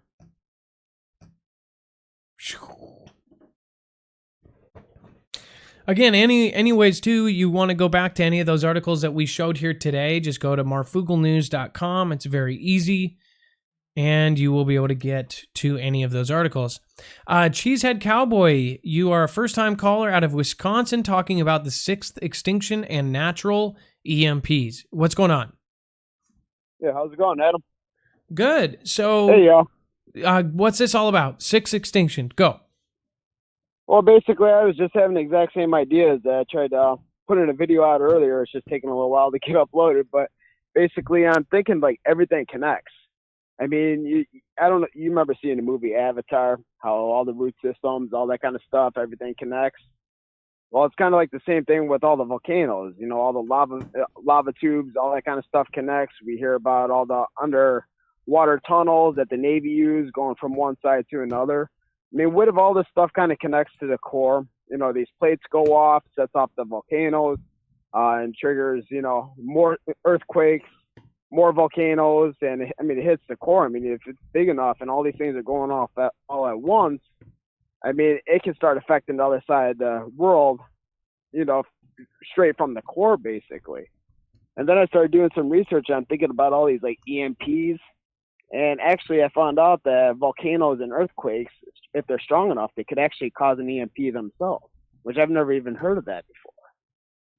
So maybe that's the whole reason that, you know, Trump's trying to, you know, upgrade the power grids and all that. Maybe, like I said, everything kind of connects, you know? So you're actually saying that a volcano, you heard about a volcano potentially causing a natural EMP. Well, yeah, I actually shared a link with Dex, so he should have that there for you. Oh, perfect. Let me pull it up. So it's Sourcing Innovation. Let's see. I can copy and put it right up here. Again, this is what I'm talking about. If you call in, we can actually get a document or a video live on the show. Boom. Sourcing Innovation, it says Environmental Damnation 22, Natural EMPs. An EMP, or an electromagnetic pulse, is a short, typically intense burst of electromagnetic energy that is generally disruptive, if not damaging, to electrical and electric equipment, and high-energy EMPs can even damage buildings and aircraft. While EMP weapons are a concern, as they could be set off in a T attack, naturally occurring EMPs are of a greater concern, as they are often less predictable and not preventable. Whereas EMP weapons can be prevented if a person holding it can be prevented from setting it off. Wow. So you're saying that they're actually more concerned about a natural one than a weaponized one. Well, it kind of makes more sense when we keep hearing about the, you know, Cascadia. I mean, if that triggers off to San Andreas and starts hitting volcanoes and then goes over to New Madrid, I mean, that's a major event that will affect the whole world. I mean, not just to mention the ash that would cover the, you know, world, but I mean, that could cause, you know, something catastrophic. And you're talking about Pangea. And I actually mentioned that over on I wish this thing uploaded. I'm like stuck out in the middle of Iowa, in the middle of nowhere right now. So not the best reception, but, I was talking about that where Pangea, like, I mean, we had these big events that broke up, you know, all the land at one time. We could be entering that again. We got all the maps from the U.S. Navy talking about how the U.S. is supposed to look like. You know, you've heard your people telling you that 3 years from now, the world's not going to even be recognizable. I mean, it kind of all fits together if you just start connecting the dots, you know? So when I started Googling, well, also it's our confidence too in our own you know, in our own manlyhood, I guess. Maybe the United States isn't worried about China or isn't worried about Russia. They're actually worried about the earthquakes more so than any, you know, human enemy. Maybe they think, oh, we've got them on lock, but we don't have Yellowstone on lock or San Andreas or Cascadia. Well, exactly. And everything's about deflecting from the truth, too. I mean, that's basically everything that's happening now is some kind of deflection from something, you know, even the impeachment stuff, which don't even get me going there. But, I mean, it's just a deflection, you know. They don't want people to know the truth because a lot of people they think can't handle the truth, which in some cases, I kind of feel like some people can't handle the truth. You know, they'll just kind of give up and just sit there and, you know, and go crazy, you know. So, but, you know, one of the things that there was a paragraph over on that page that it was talking about the earthquakes and volcanoes. It says, while not likely, an intense earthquake or massive volcanic eruption could theoretically cause an EMP similar to what was produced by a massive nuclear explosion. So, I mean, it is possible. I don't think that they've documented it, but then again, what kind of stuff's been around since, you know, the last event, you know? I mean, it could have been something that really wiped out the majority of the population. Well, that's like I said, that's very, very. This is really, really odd. Actually, there's all sorts of things that go into this. We're gonna have to dig deep and actually do a video on this. Cheesehead Cowboy, I appreciate you so much for calling in. We did go over a little bit of our time. I made sure to pull up your channel just to confirm the right one is the one with under 100 subscribers. Yeah, I'm still starting out. No, that's okay. You have a little bit more now. I think it looks like you might have hit 100, right? Yep, 100 exactly now. So if you guys want to check out Cheesehead Cowboy, obviously he's very well spoken and he is on the right subject. So head over and check out Cheesehead Cowboy. Show Marfoogle love. I've noticed a lot more people have been kind of more reluctant with their finger tappy. Just remember, we're all here to push each other up. We're here to show love. Well, Cheesehead Cowboy, would love to talk to you in the future again as well. Keep creating, and I would love to have you on again, okay? All right, I appreciate it, man. You have a good night. All right, good night and God bless. Bye-bye. Let's see here. Up next, we have Trucker JP. Great call. I'm gonna pull Trucker JP on in just a second here. I do got to get these out of the way, otherwise they're gonna back up on me. Mandy Bronson, thank you so much. I appreciate that. Central Florida Prepper says, I was wondering why the fish weren't biting. They are doped to the gills. That's good. Talking about how there's antidepressants in the water now. Logic P-Tech, PTK says, Venice Flood of 1686 at 2.54 million. Wiki Aqua Alta. So I'm guessing, Logic, that you're saying that the number one in history was in 1686, not recently. Maybe. I don't know. Thank you from New Zealand. Prepper Ilea, what's a dinosaur's least favorite reindeer? Comet. That's horrible. That's actually pretty good. That's a joke that we would have on our intro, Prepper Ilea. Susan Donahue, is this showing up for everyone? Free $4.99 super chats. Really? If so, please chat away. Is YT giving up their cut? I'm real suspicious. I don't know anything about that. That's actually pretty cool. A $5 free super chat that does sound crazy. Road to Prison, I believe meteors come from CMEs, Ascenities, craft use the sun, portal to interdimensional travel and debris is residential effect. Just a crazy idea. Susan Donahue says, we have had power outages off and on, still on notice. Regarding additional outages at any time, BG&E's lack of maintenance / focus on shareholder profits has been glaringly in our faces. Great point, Susan Donahue. And from somebody who's living there, it's like, I understand that you guys are hurting.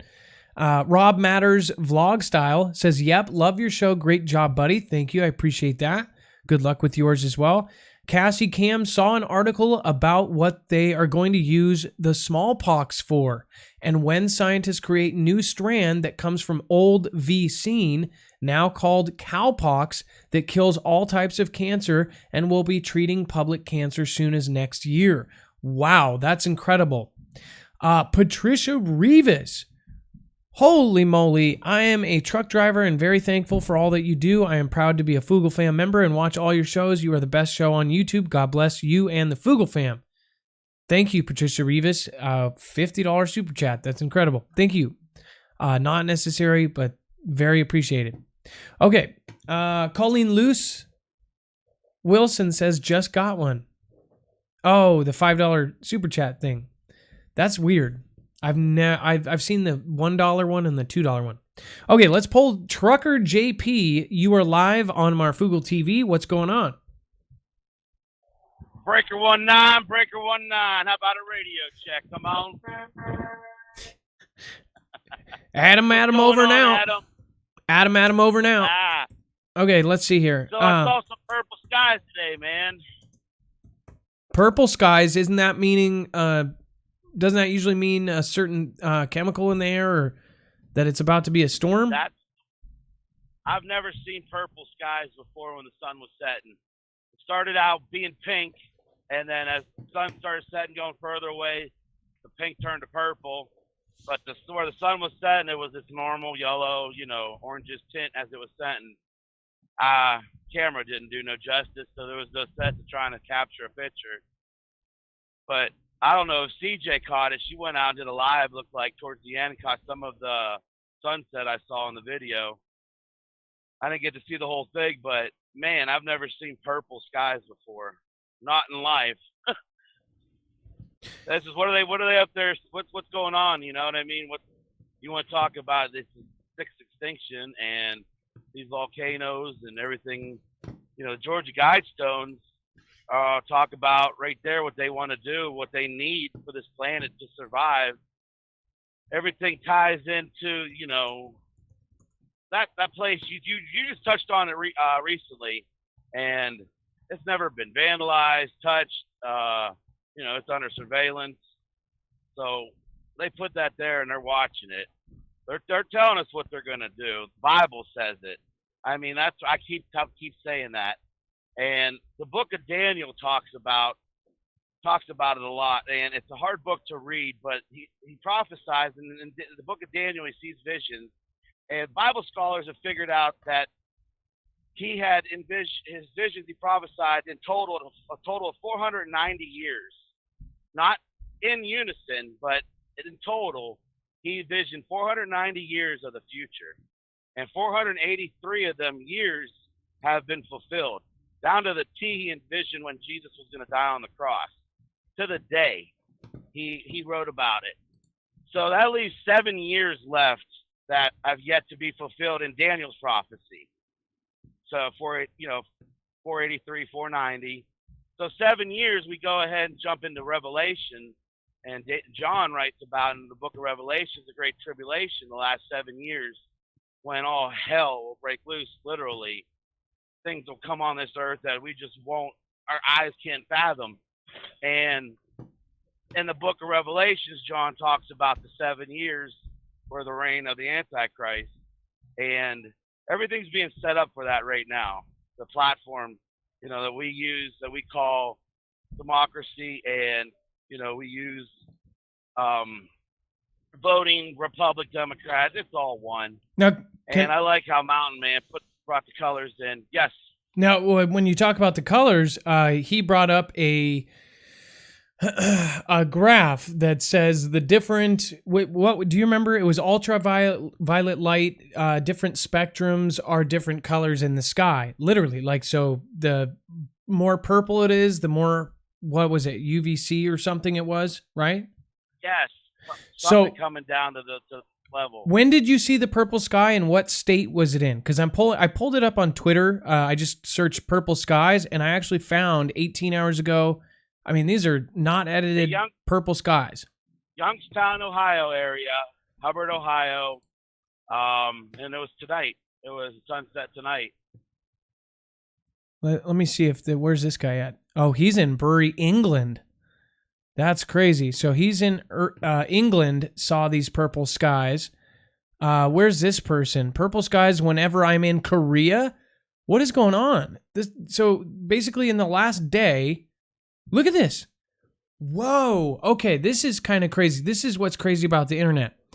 This was 20 hours ago in Korea. Purple sky. This was 18 hours ago in England. What the hell is going on? Do you guys see this? England, Korea. That's genuinely purple. And then we just showed you the video over on Mountain Man on my main channel.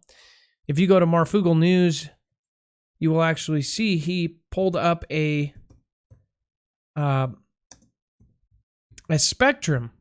Dex, I don't know if you, while I'm doing this, maybe if you can give me just the spectrum thing, let me see if I can see a timestamp here. Pretty crazy, actually. Let me pull up the Mountain Man. Let's see. That's so crazy, though, too. My main channel is actually treated way worse than this channel. It comes down way down below. That's crazy, Trucker JP. I'm glad you pointed this out. Now, I would love to ask if you guys saw the purple sky in any of your cities. Please let me know. I wanted to try to find this, and I think it was right around.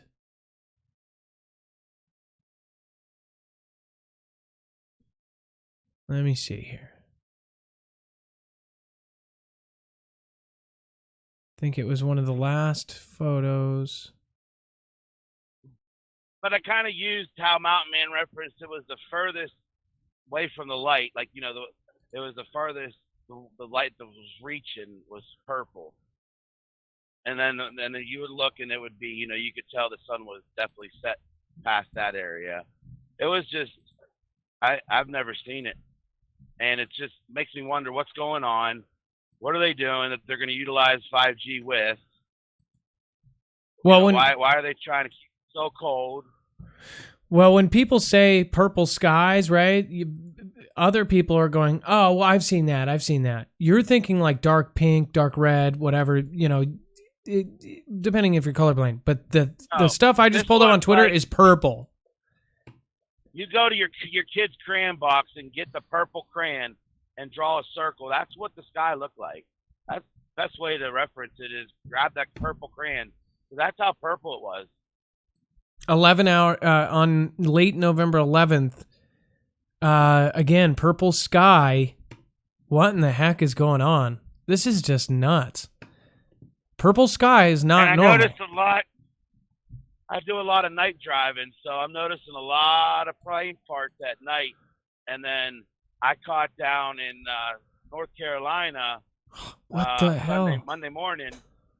All these X's and crisscrosses over the sun as the sun was rising. Within 45 minutes, literally the sun went away. We were no longer the sun, because where I was driving, it always blinds me in my visor on the truck, and I had no issues with it didn't take it but 45 minutes for it to disperse. It literally just blanketed it, covered it up. Well, what if timestamped that? That was wild. Well, what if what if Prince Purple Rain was like a predictive thing, a predictive programming? What if we're going to have some sort of crazy purple sky before some sort of nuts storm? The last time I heard anything about the purple skies was Japan saw a purple sky right before their typhoon. I talked about that on my show. Well, yeah. Maybe they're going to put some kind of chemical up there that's going to mix up and it's going to be purple rain. I mean, heck, we had black snow last year. I don't know. It's pretty nuts. Whatever's going on. But it all leads down to, man, we're in the end days, man. We're in the end times. I mean, everything is just collapsing around us. Everything. Structure, world, just things are just going chaotic right now. And they're keeping you distracted. They're keeping us distracted, bud, with all this internet stuff. Well, I don't take up time. I know you got more callers to get to. I'm going way over. That's okay. Trucker JP, I always appreciate talking to you. Please call in again, and I will talk to you next time. All right, Marv. Be careful. All right. All right, you too. God bless you as well. All right, let's see here. Okay, let's see. Up next, we've got... What is that? Kedra? Up next, we have Deidre. First-time caller talking about documentaries on Gaia, Gia, and cosmic disclosure. Let's see here.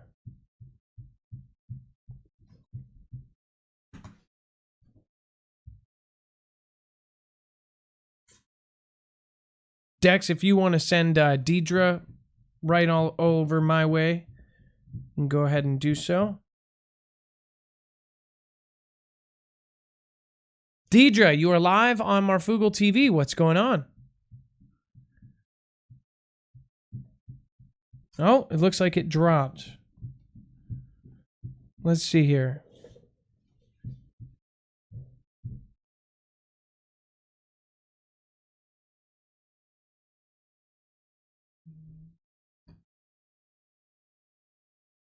Deidre, you are live on Marfoogle TV. What is going on? Hi, good evening, Adam. This is Deidre from Salt Lake City. I just wanted to share something with you that I thought might be very helpful. I know you talk a lot about, unusual events happening around the world and what the explanation is for all of that. And I've been doing a lot of research. A lot of things have been getting me really, I've been questioning a lot of things, that I've been seeing. And so, from NASA to the History Channel to things like that, where scientists are discovering certain things that they can't explain. So what I found was a program, and I'm not really representing them or anything. I just wanted to share it with you because maybe you guys could look into it and it might help explain a lot. I found Gaia, and within Gaia is a 215 documentaries about cosmic disclosure. Now, I know a lot of people might have heard of this program, but I've watched almost all of the programs, and my conclusion to this is that they can't possibly be lying.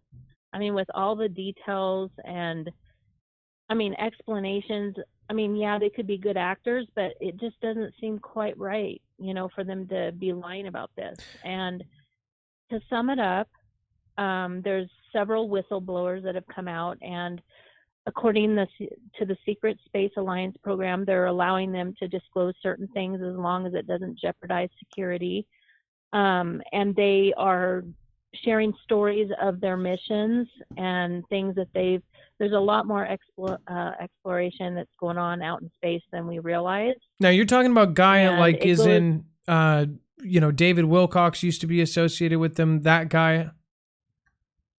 Yeah, and Corey Good, and then they've got the latest guy was Randy Kramer, and they have an old veteran. I apologize, I can't get his name right now, but I've been researching it, and Corey Good is doing a lot of events and things about it. I just can't imagine somebody going on and lying about this kind of stuff. He would eventually get in trouble, I would think.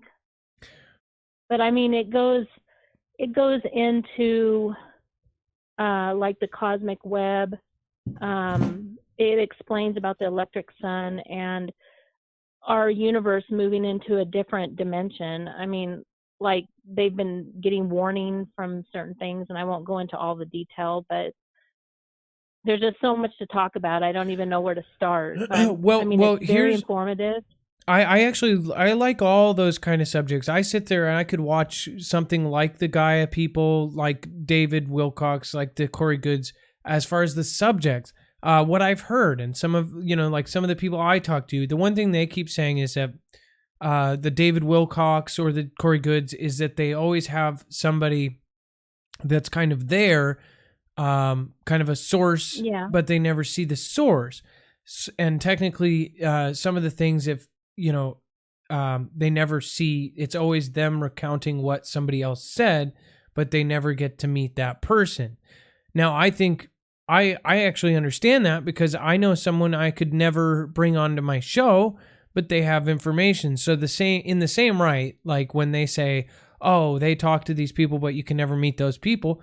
Well, that's kind of the point. Some of these people can't come out and say it themselves.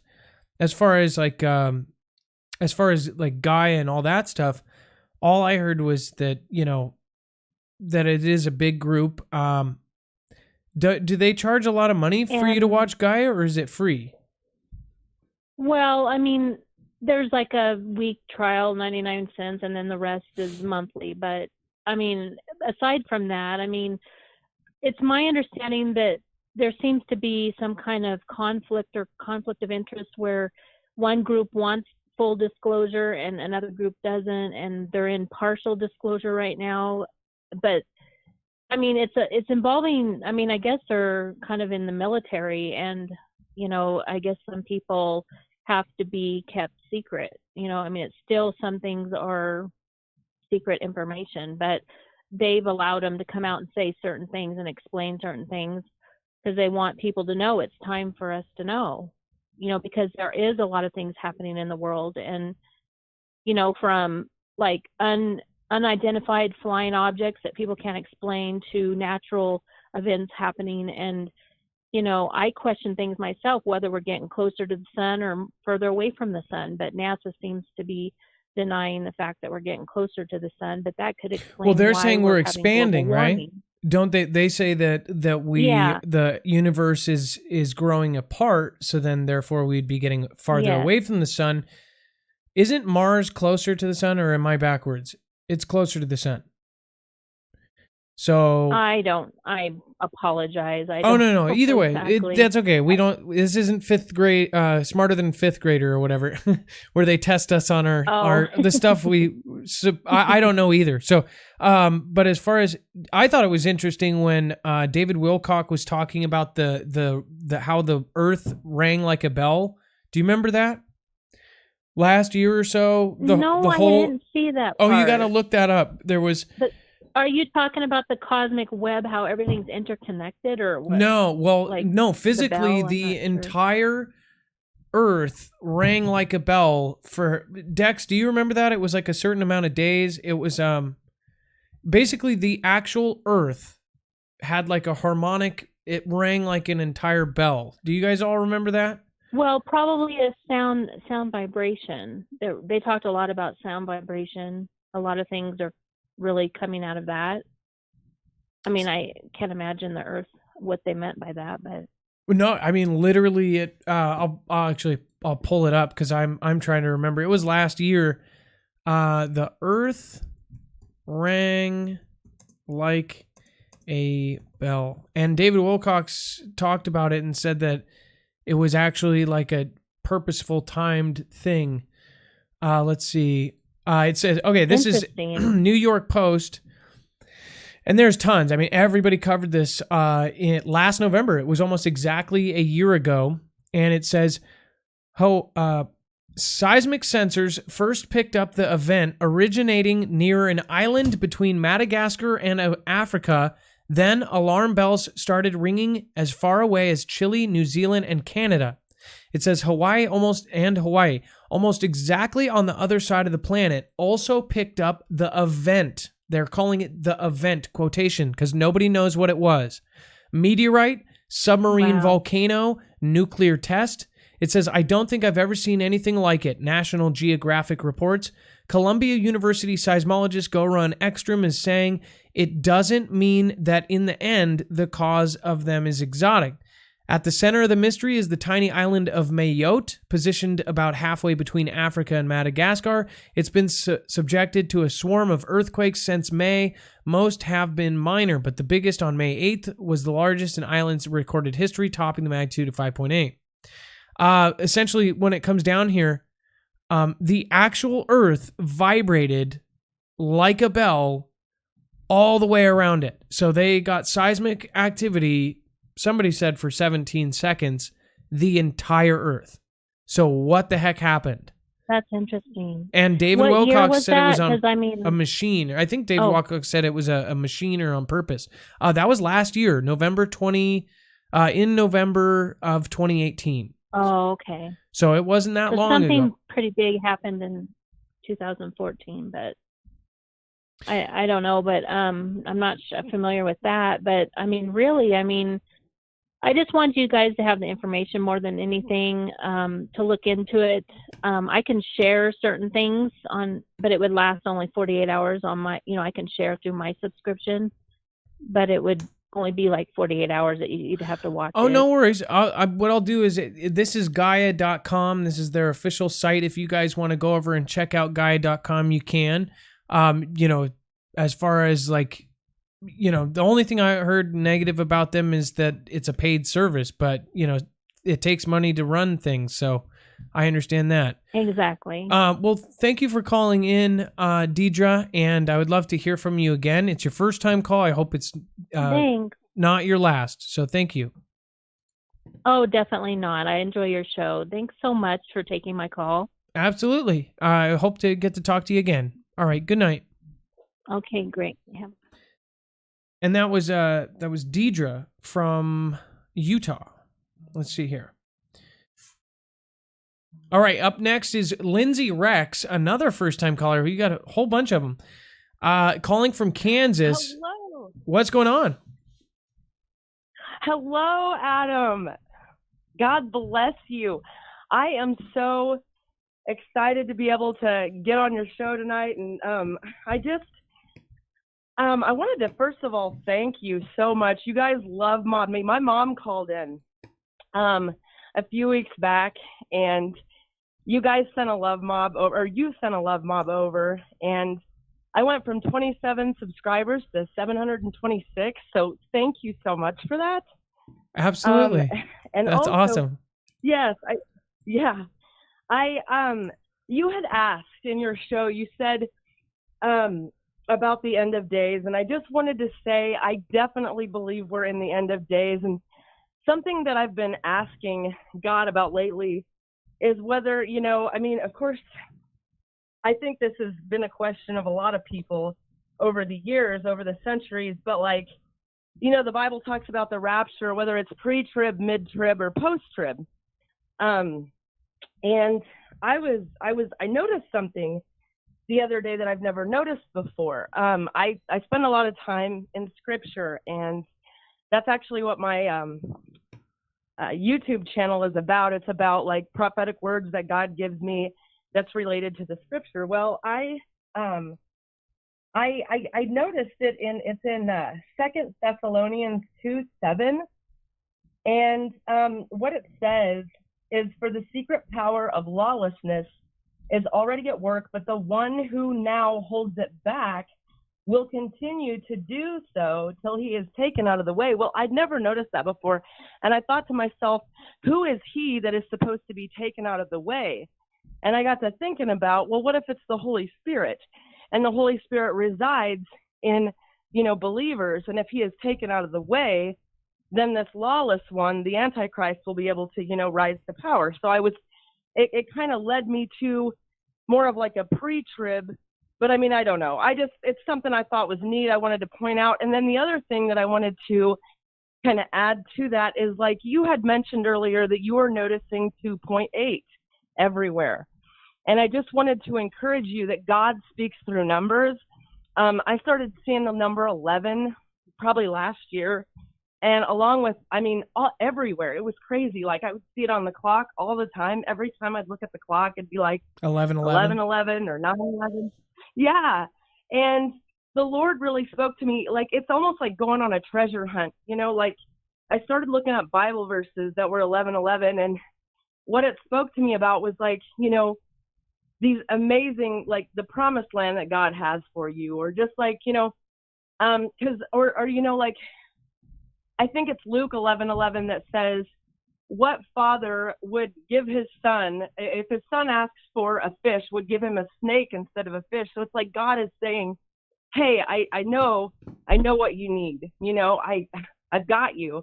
And then Deuteronomy 11:11 says something about the land that I have for you to enter is the promised land, and it's a land flowing with milk and honey. And I've noticed that a lot of 11:11s have to do with, your destiny or the purpose that God has for you. And I just really wanted to encourage you that I feel like God uses you in a tremendous way. And we're very blessed by your show, Adam. And I think what you're doing is amazing. Well, thank you. I appreciate that very much. And then I made sure to pull up your channel again. That's pretty crazy. I remember your mom called in, and then that must have been pretty crazy. Did you just kind of open up your thing and all of a sudden 700 more people were there?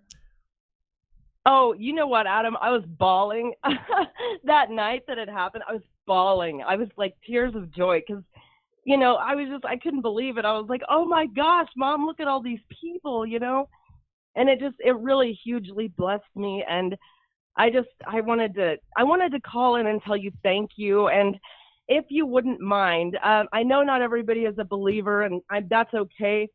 But I just wanted to, if you wouldn't mind, I wanted to pray over you and like the Foogle Fam before I got off the phone. I don't want to take too much of your time just because, there's other people waiting in line. So. Well, sure. Go ahead.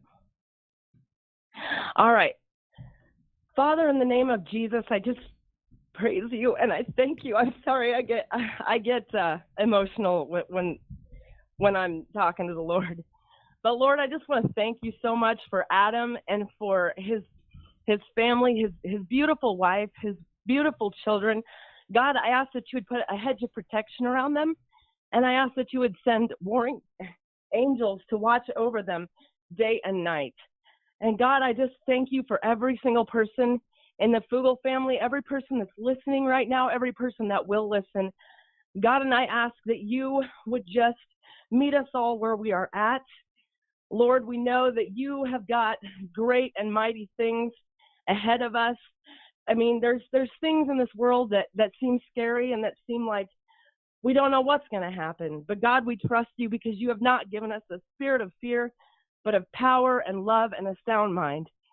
And so, God, I thank you for every single person that's on here. I thank you for Adam. I thank you for Dex.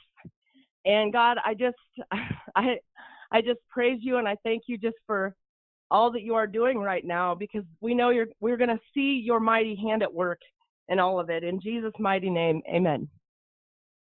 Amen. Thank you, Lindsay Rex. I was playing one of your videos without sound in the background, and it almost lined up perfectly. I was almost thinking, yeah, it was pretty funny. You were talking about something completely different. Well, thank you so much, and God bless you, and thank you for calling in. Hopefully, somebody said, I didn't see the name on that. I think it was, somebody said, Love Mob Part 2. So make sure to go over. Let's try to get Lindsay Rex to her goal. Obviously, everyone's goal is 1,000 at least, because then people can go live from their phone and do all sorts of other things. Well, Lindsay, I'd love to talk to you again. Please call in again and have your mom call back too. We loved her call. So thank you guys for both being amazing. Okay. All right. Yeah. Thank you too. All right. Well, thank you, and you have a great night. Okay. You too. God bless. All right. God bless you. Again, Lindsay Rex, if that was, if you would like to go check out her channel, that's where to find her. Up next, let me see. I needed to pull up this card here. Let me see here. Ooh, this sounds good. Kara, cows in Eastern Oregon mutilations. Whoa. Okay, so Kara, you wanted to, or is it Kara or Kara? Sorry. Kara. You wanted to talk about the mutilations in Oregon. Yes, and some other cow news. Other cow news? That there was a bunch of cows that went missing after the hurricane that were just now found a month later. They had swam 5 miles away, and they found them on the bank. Whoa. Let me get this straight. Cows disappeared, and now months later, or a month later, they found them. Whenever Dorian was, I know that's been a while back. When it hit North Carolina, they went missing, and they were thought to be dead, and they found them today. No freaking way. Okay, and then I've got an article that goes with this or something, right? Yeah. Well, the other one is on the mutilation thing. My question on that was, how in the world, if they're saying that people are doing this, how in the world do you take down a bull in a rural area like that? Even if you're a group, that would be hard to do. Well, and where did you find out about these cows disappearing and then coming back? Is it actually? I found that. It came out in the news about 3 hours ago or 4 hours ago, and that was on bensource.com. Oh, wait, no, that's That's the mutilations. I'm sorry. In other cow I news, think maybe it was in other cow news. Yes. I'm not sure. It might have been CBS News okay, or here, BBC. Yes, BBC. I found it on BBC. BBC covered this. This is insanity. Okay, hold on.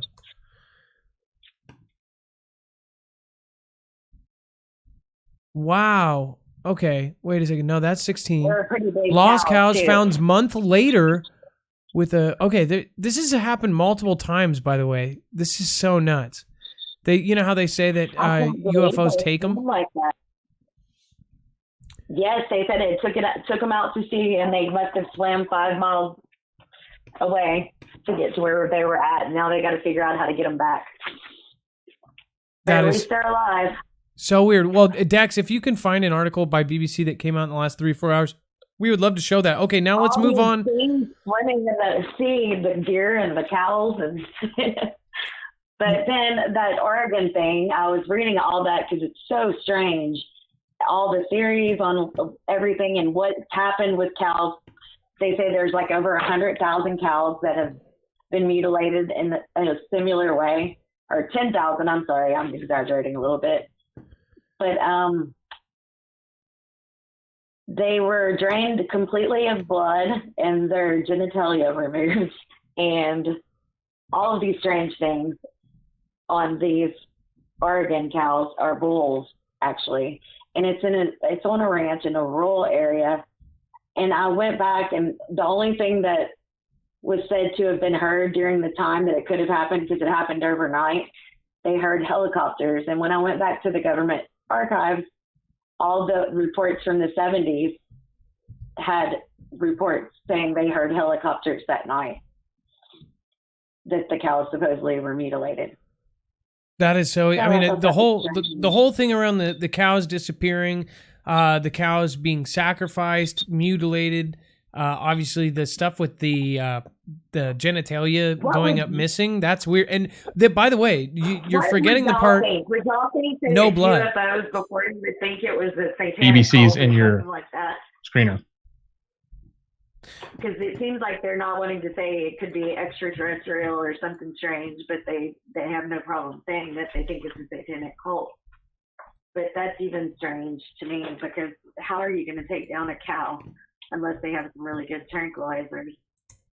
Well, not only that, the surgical way it was done. That's the thing. It was done like there was no blood, like a professional did it, like an actual veterinarian removed it. They deflated the cows. That's what are the bulls. They were bulls, but it looks like they just deflated them. They had only been dead a few hours. Their coats were still shiny. Face still looked normal, but their body was completely drained, like it was empty. It just looked like a float when you pop it. Well, this one says that they were swept off an island in North Carolina during Hurricane Dorian and had been found alive. That's just so nuts. And then what is the AI one? Let's hit this real quick. I got the AI article pulled up. A will to survive might take AI to the next level. What is this? It's talking about giving feelings to robots so that they can be more human-like, and they want to give them, like, tell them that they have to survive so they'll develop their own emotions and feelings. And they're saying it wouldn't be that hard to do. And some companies working on it now. Oh my gosh. So you're going to have an AI robot that you can insult and make feel like they're fat. They feel, yes. Craziness. Well, I mean, you're talking to, here's the thing. If they add feelings and add the ability, they've got to add, just like we've seen the Terminators, right? The Terminator movies where he says, I am not programmed, I cannot hurt human beings, you know, that kind of thing. You would have to put something like that in there, because what if, some of these robots they're making, the human-like ones, are so powerful. They made one that can lift up like 4,000 pounds with one hand. I mean, it's basically a hydraulic machine. This thing just went and it picked up. Yeah, it picks up a weight thing that lifts up an entire car, and it's with one arm, and it's the size of a human being.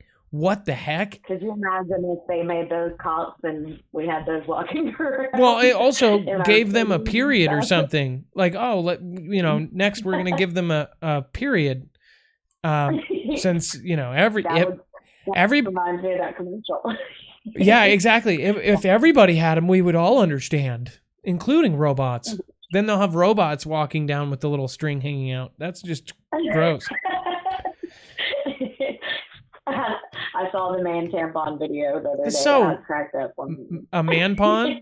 A man pawn, I Yeah. guess? That's so disturbing. I'm just like, the whole I thought unicorn, it was man just pawn. like, it was serious.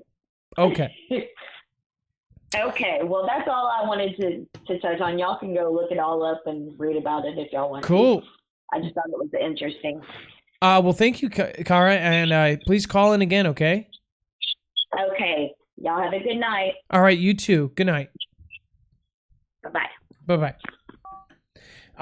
Up next, we have... Oh, it looks like... Is that Matt and AZ? Or wait a second. Hold on.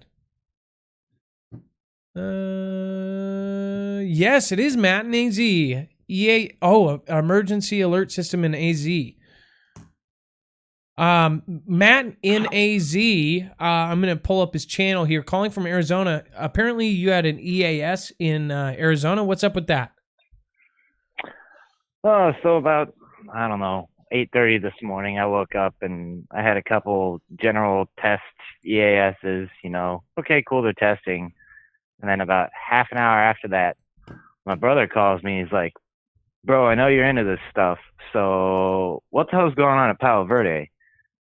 And for those of you that don't know, Palo Verde is the nuclear plant in between here and California. It's about 50 miles west of us, where I'm at in East Mesa.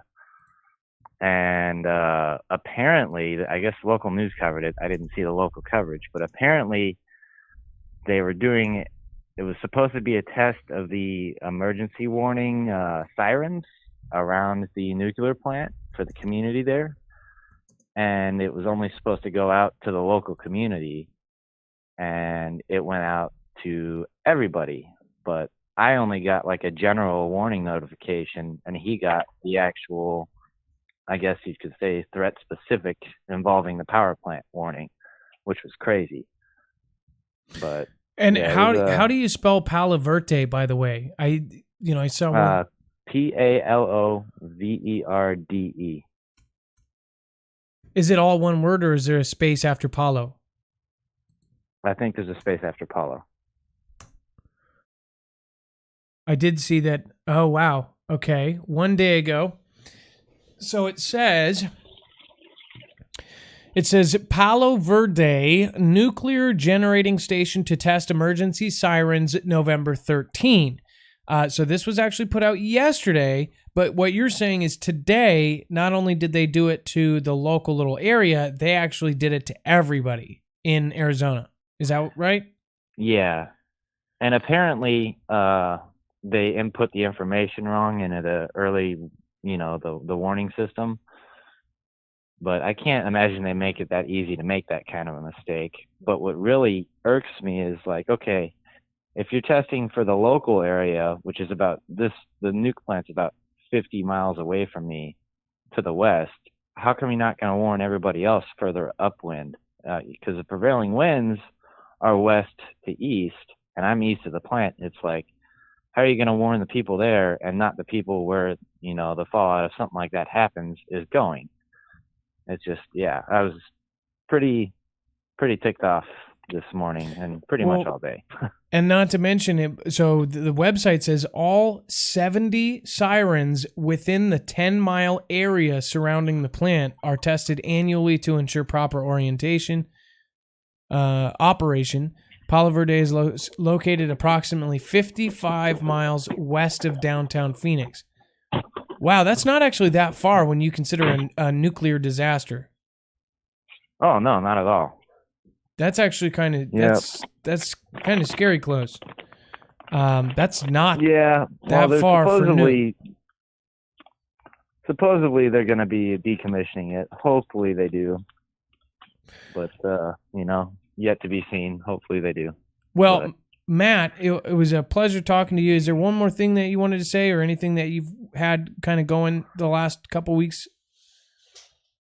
Oh no, not that I can think of. I'm kind of under the weather right now. I'm a little sick, but otherwise I'd probably be a little more lively. On that, on the whole B1 boomer, that you were talking about earlier, that's kind of been the plan for a while. So basically the thought with that whole setup, we were kind of looking at it when we were in Germany.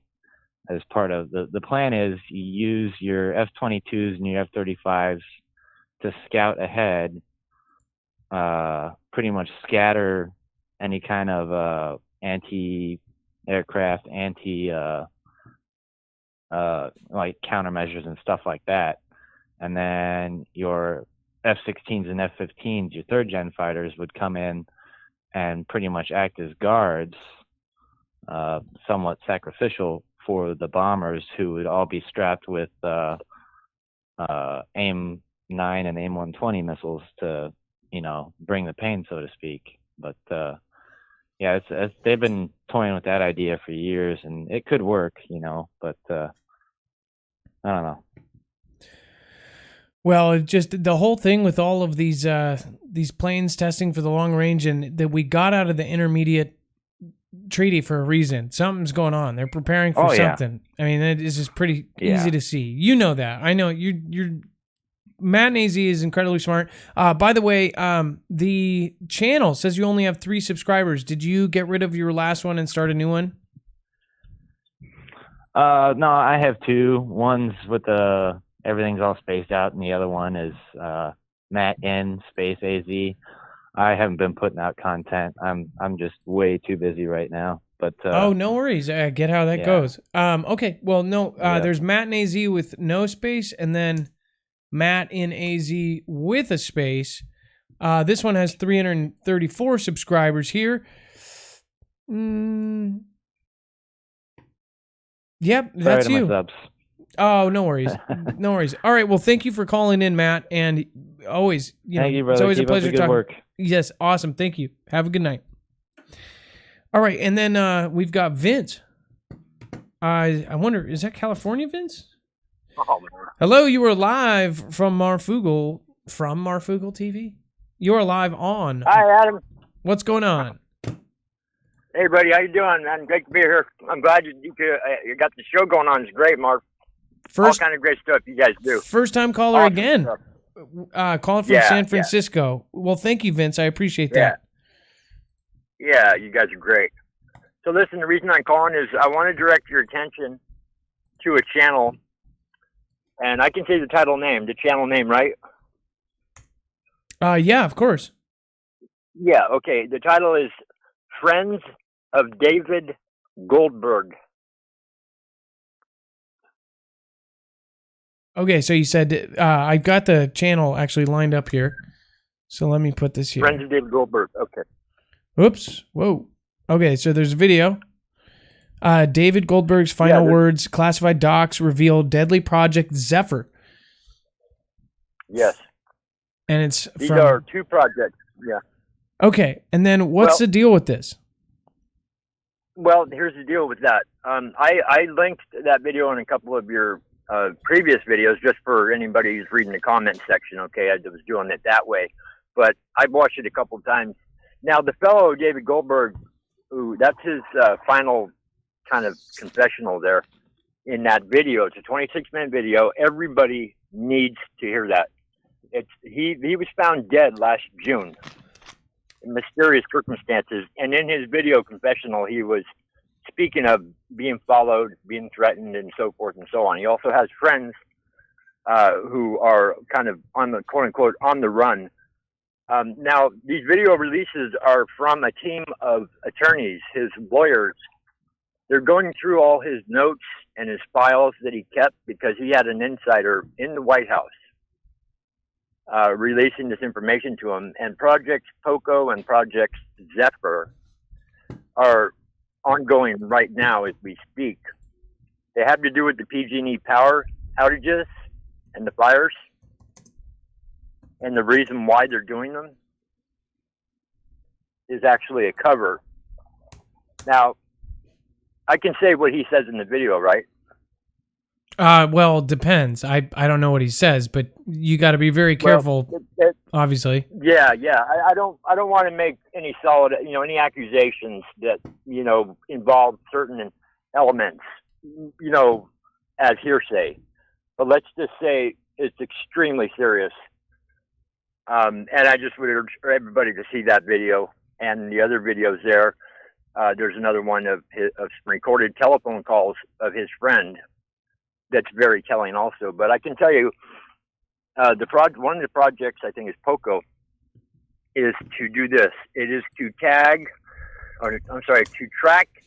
tag, and identify and dispose of, people like us, people in the truther community. And they have a plan to do this with viruses next year. Okay, so all I know about the Zephyr thing is actually a group of kind of people that were being trolls said that we were. Dex, do you remember this? And Dex is going to chime in here real quick. What is Zephyr again?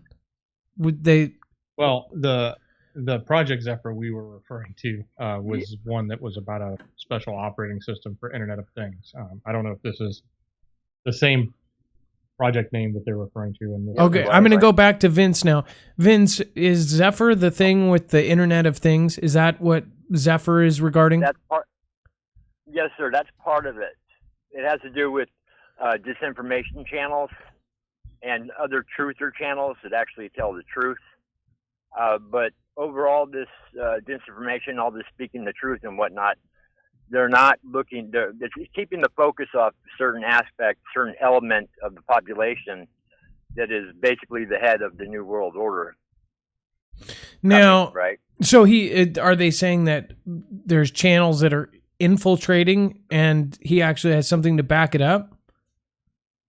Yeah. Well, actually, he goes more into not so much the channels and the truther community, but what they want to do, what their plan is to eliminate the truther community, because they fear that the truther community will stand in the way of toppling America and bringing it to a one world government.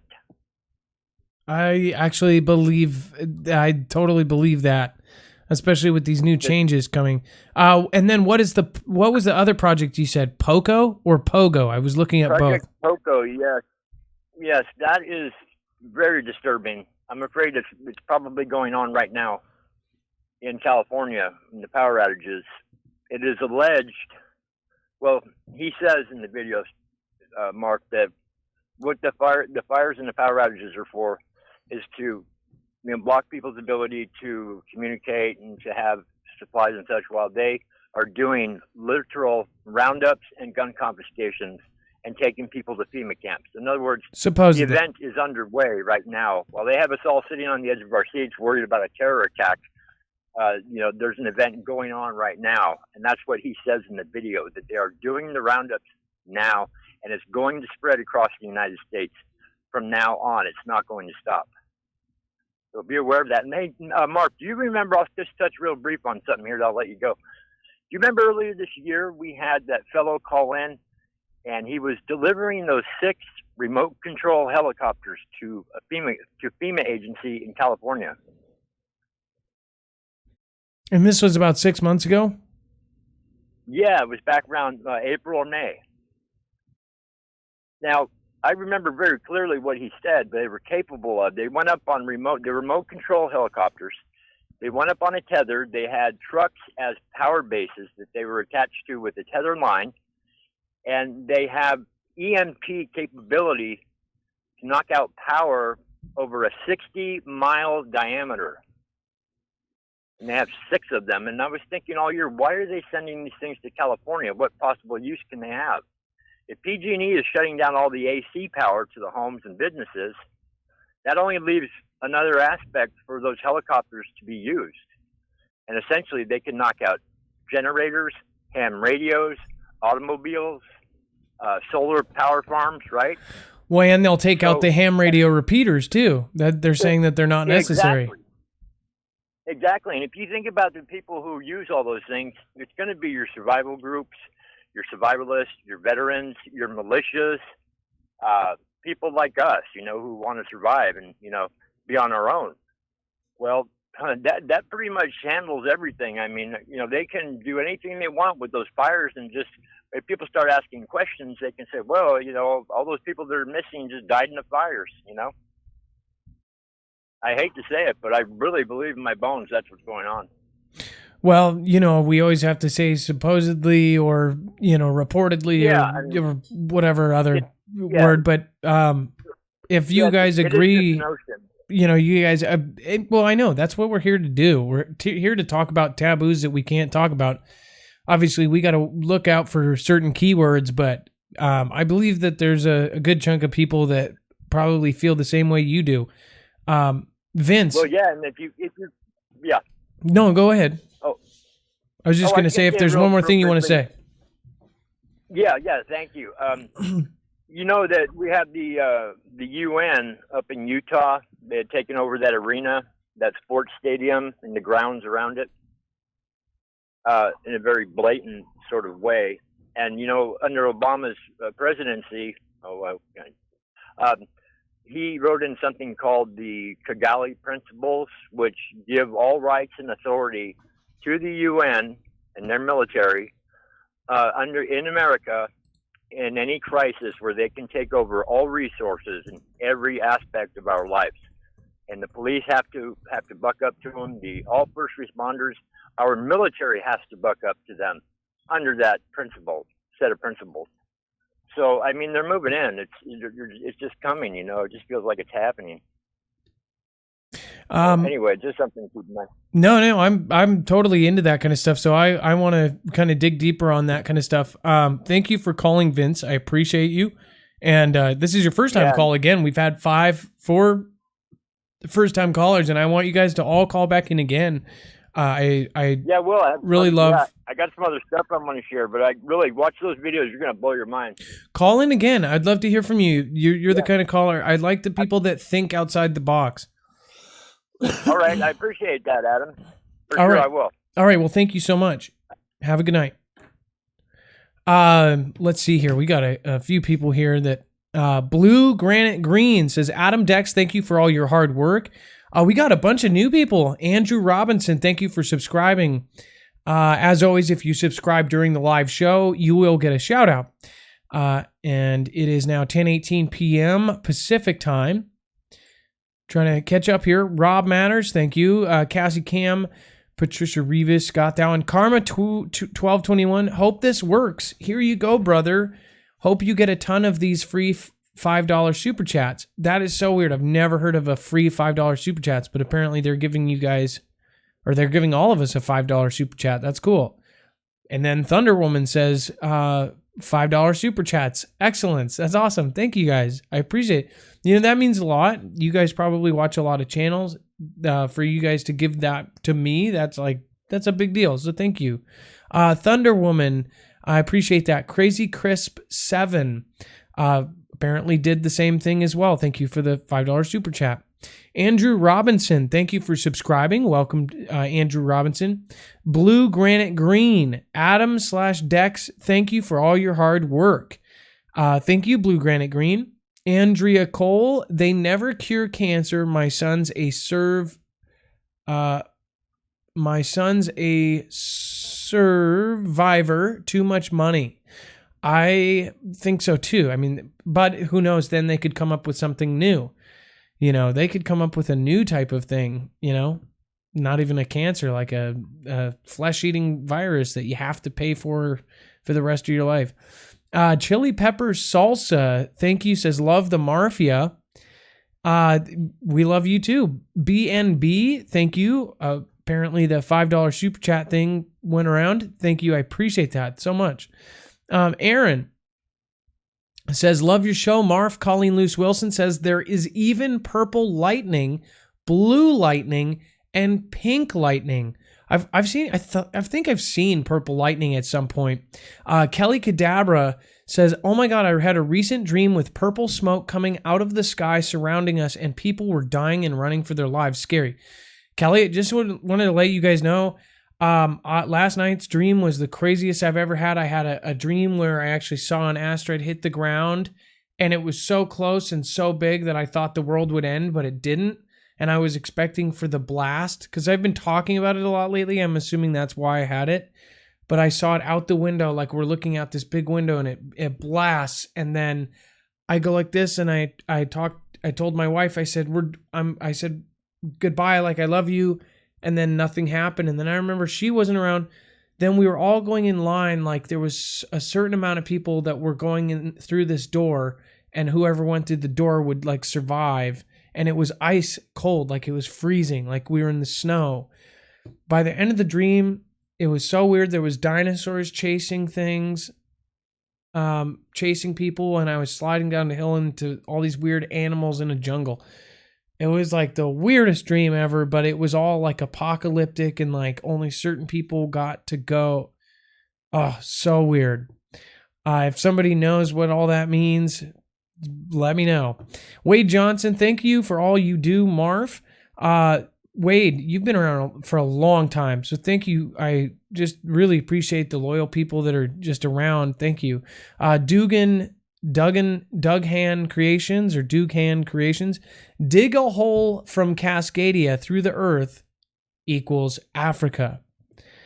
Colleen Luce Wilson says Project Looking Glass. Oh my G. A lot of controversy. In turn, a lot has come about. Good is on the last few steps to stamp out evil, and the evil are acting crazy. SS, blessings and prayers, all watching Marantha.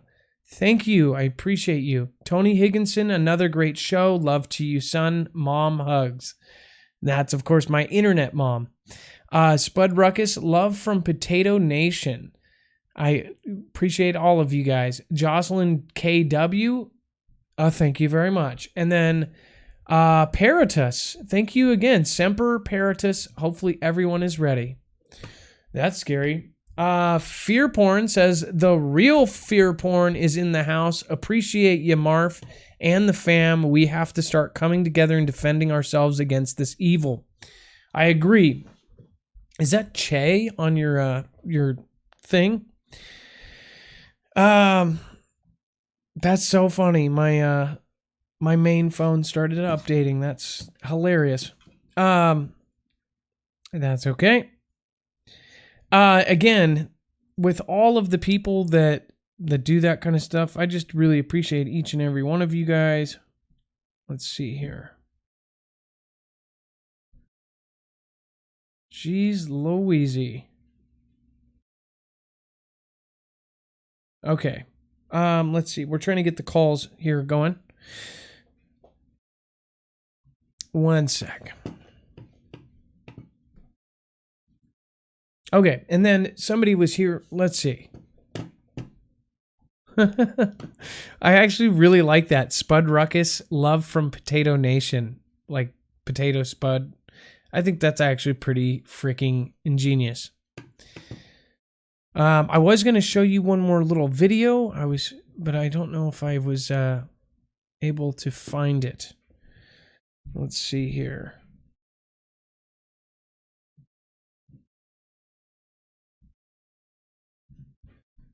Let's see.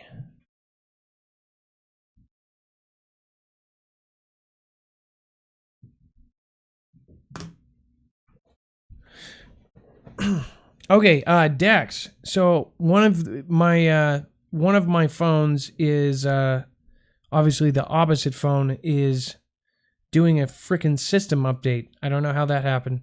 I hate Android sometimes. But Dex, can you send the this phone the link for what is the stupid thing? The online thing where we put our files. Not Dropbox, but the one for the ending. Okay, hang on. Another thing. So I wanted to talk about this whole thing with the vertical evacuations, this is going to be the next subject I'm going to talk about. I'm going to try to get out to Westport since it's about a 2.5 hour drive from where I'm at. I want to show you guys these because this is serious. They are actively and quickly trying to get ready for this huge earthquake. This is going to be the worst disaster our world has ever seen in modern times. I think it's going to be worse than Boxing Day. I think it's going to be worse than Japan.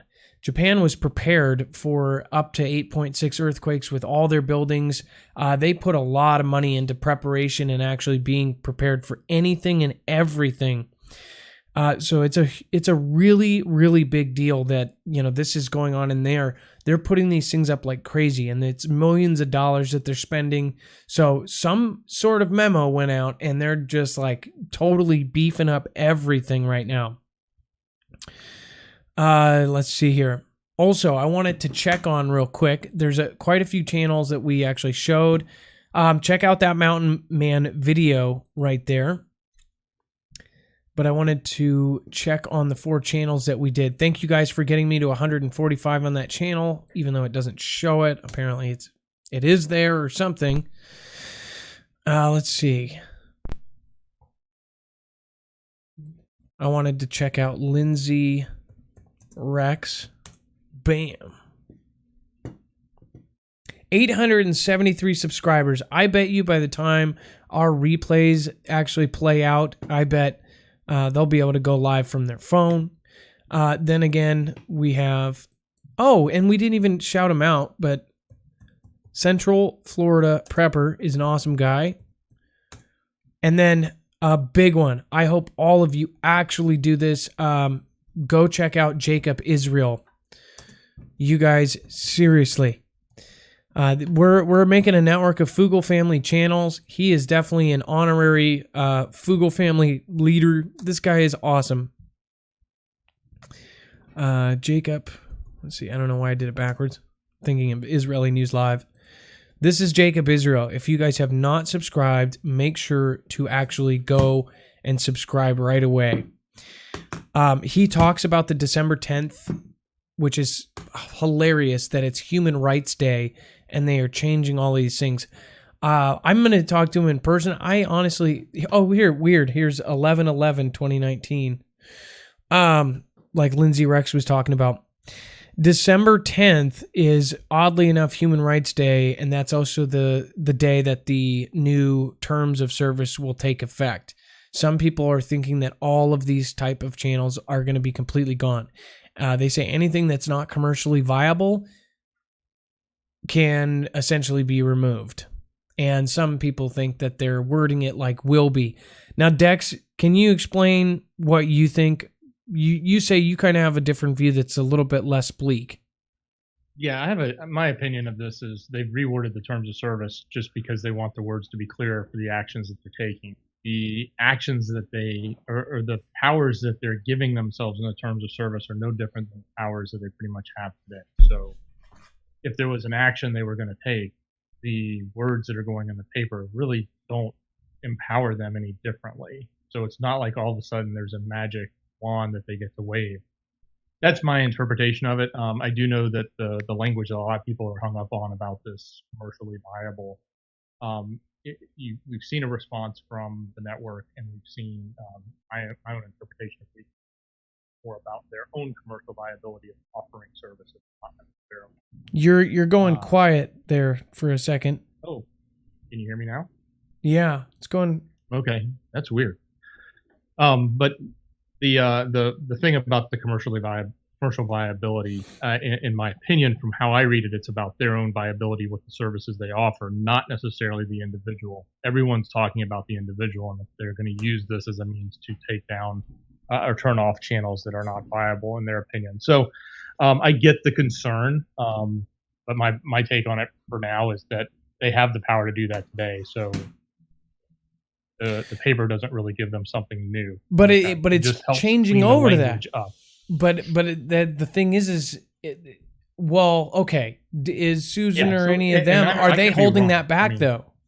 Now, are the same people going to be in charge? You know what I mean? Yeah, exactly. And so, I mean, I can totally wrong, and it could be presented that way so that it looks good, and most people don't worry about it, and a lot of people are worried about it. So, time will tell. Well, nobody's gonna, unless you've got a crystal ball and can predict the future, you're not gonna know until December 10th gets here. So that's just the opposite opinion of what we're seeing. We got two different perspectives on what's going to happen on the 10th. Okay, well, as far as future projects, Dex, we have so many things in the works right now. We also really want to stress, like, I know that most of you individually are like, oh, well, I've already done my part. I'm late. I don't really want to help anymore.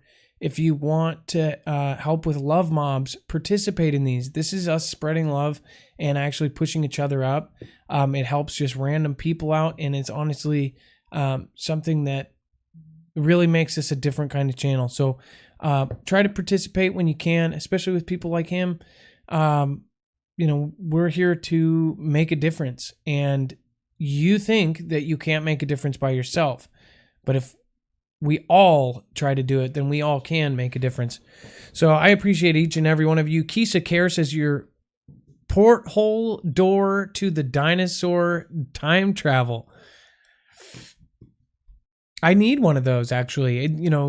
I would always... the black hole that apparently didn't work because that thermonuclear blast in space, that would have been my porthole to dinosaurs. But, that's how it is. Well, Dex, thank you so much for everything that you do. I've got my thing up and running here. Absolutely. And thanks, everybody. Yeah. God bless. Well, we are going to be back tomorrow with some more kick butt stuff. So stay tuned. Now it is officially time for me to make a fool out of myself. If you've never been here before, thank you, Leilani Pulowski. This is time where I'm a complete idiot and say all of your names in a row. So if you're in the chat, I'm going to say hi in the form of song of satisfaction to the world. I appreciate each and every one of you, of course, and would love for you to be safe, stay safe, be prepared, and of course, well, you know the rest.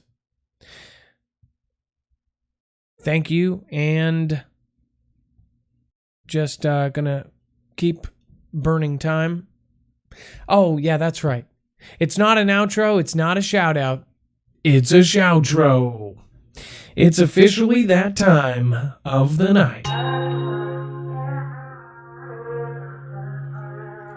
Good night, guys.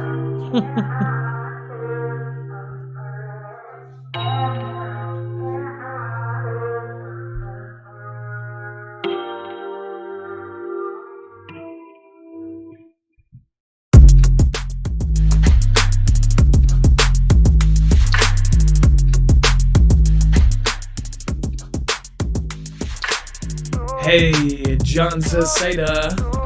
Hey, Leilani Pulowski. I wouldn't be able to do it without you. Red in the Valley and Cali Too Cool, Phil Whittefield, and the rest of you fools. Merle Howard, I love it. Like Jules 44.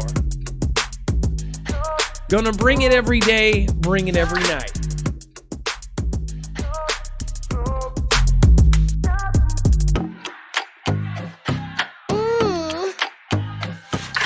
One to the 3 to the 4 to the 5. Leilani Pulowski by my side. 4 Siamese for me, Lydia, Tina. Come back and now we go to China to be surveilled and put into a camp. Oh damn. Betta J, Texas, Trucker JP, and Richard Cunningham, and the Star Seed. Hey, Jacqueline Martin, as that is with the Kisa Care. Reading the Gospel, Holly Buzzkirk and Teresa K, Phil Whittefield and the Robin M, Rebo Snarful and Rebecca F, got the Marie Torres, A Positive Channel S, yes, CJ Blaze with the Fire Panhandle Prepper and the 421 Hitman. Hey Zach, hey Barefoot Lass and Lisa R. Hall and the Jane Lou S and the Heavens Calling. Oh girl, 1065 and the appalling kind of things like a tampon coming out of a man's napon. It's called a man pawn. Mary Sharp in the M.A. Got the Papa Smurf in the Angel Ray. Petite Day with the real truth. And the Jenna Marianne, Alicia James. That chalky gal with the OGGD. Got that Captain Editor Wade B. Got a dead wave with the Trinity. Red pillar, blue pill, high ho. Kermit the Frog, here's a NATO ZZ. Got the D, body lock with the N with the C. And the THC. Jack. CBNC, BZ, Kenny Crowder with the Reading Gospel, John Nelson and the Gavin Gosens. Got the Dave Noonan and the Pearl Lab Garden Gal, and the Lori Elliott, got the Elliot Joy, and the Overbill Automotive, Stephen Nix and the Richard Borba, Spud Ruckus with the Potato Nation. Crying, here, babe, you're so good now.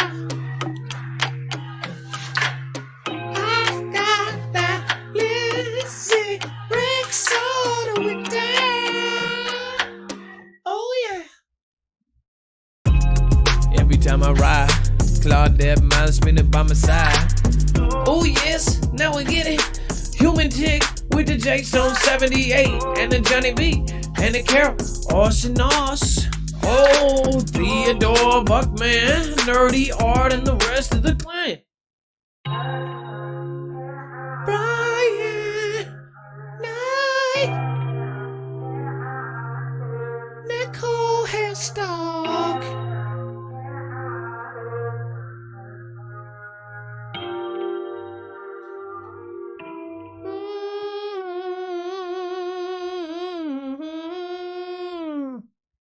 Remember, you guys can go to marfooglenews.com for any of what we went over today. I appreciate each and every one of you.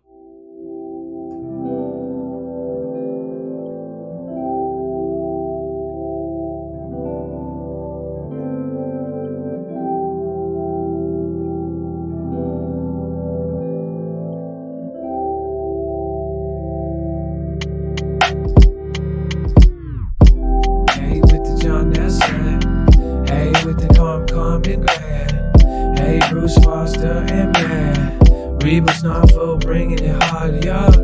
Hey, Shastina, hey, you wanna bring it back down?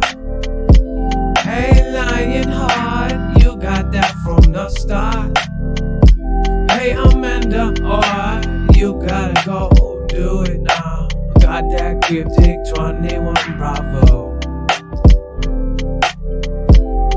Hey, Gloria White, hey, the crazy Mexican. Hey, Sherry Zergo and them trails.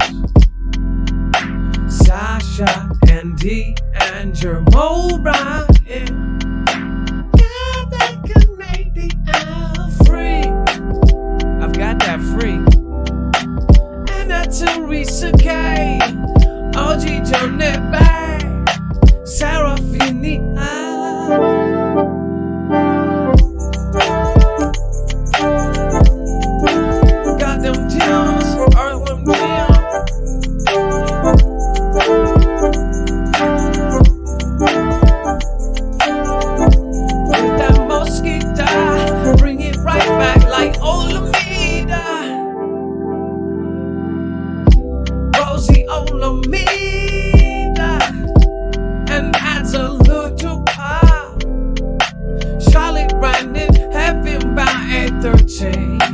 Gotta say, it's a man making me got to go. Courtney gets the Dennis Flago, Nerdy Art, taking part of everything that we do, and we burn with that fire. Marjorie Churn and Missy McHome gotta pick up the phone. El Michelle Smith, now we give you tips, and the David Eggleton and Jennifer got that down that street with Zach Ezekiel. Zachary got to be equal with the prepper and the I-Lease. CJ Blaze, Starla Whitehead. I'm just gonna go with that J. Cooper down the street and pick up Shastina.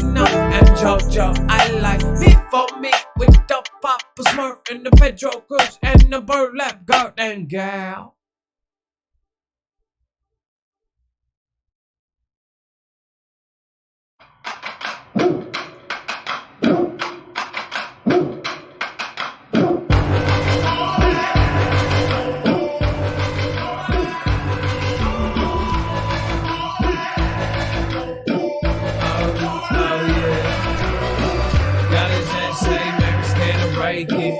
Got a full spot stirring and breaking. Oh, now everything is on breaking. Walking down the street with the Jacob is a proud bang, make it. With the bang, bang, staking. Down white bound with ball, raw dog. With the B-cast and the Martin. And we doing everything that we starting. Then he drum them on, we go James Shorten. Down the street with the Alice J. And the Megan. Hanging out with Teresa K. With the City Hawk here with the double take. And the Trinity, Red Bull, Bill Pooh, Bill Holy, I got. Never say it ever again.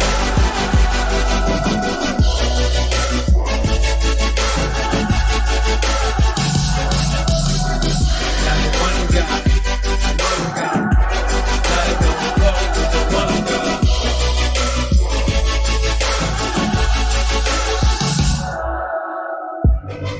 Keisha Care, always love mobbing. Neil Nelson, thanks for tonight, Adam and Dex.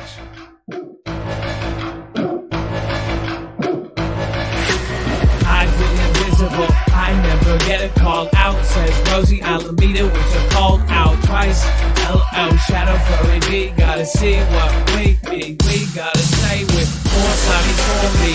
Gotta say every time when we see. Oh no, when we see everything we do. Gotta go where the fix into the high.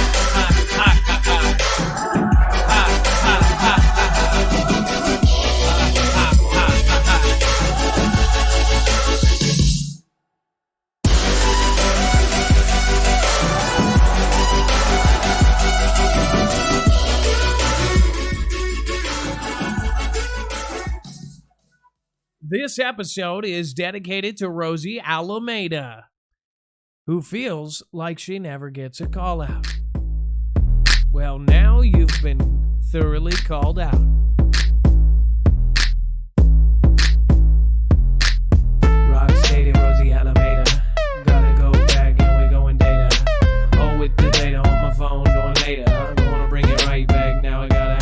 An hour later, gonna melt in your mouth like Epstein didn't kill himself. I'm like, oh no. Mary Sharp with the Glennis Snyder. Bring it right back now. We gonna go get a lighter. Light it up in the sky. Gonna bring it right back now. I'm not a fighter. But my ass a little boss saw what she saw. And that's what she loved. Gotta know it all. Hey, Teresa Johnson, call me out. Gotta bring it right back. Give me a shout. James Kessler and Kim Walter. Gary Hicks with the smiley face emoji. And the shelter of the Unleashed with the donkeys. Looks like a mutilation from them bonkies and the honkies. Really taking them cows. And Kenny Crowder has gotta say Kappa Chow. J Stone 78. No hate with the CJ Blaze. And everybody's got a face like Elmer Shaw Smith. The old man, we would all be lucky as hell, kid.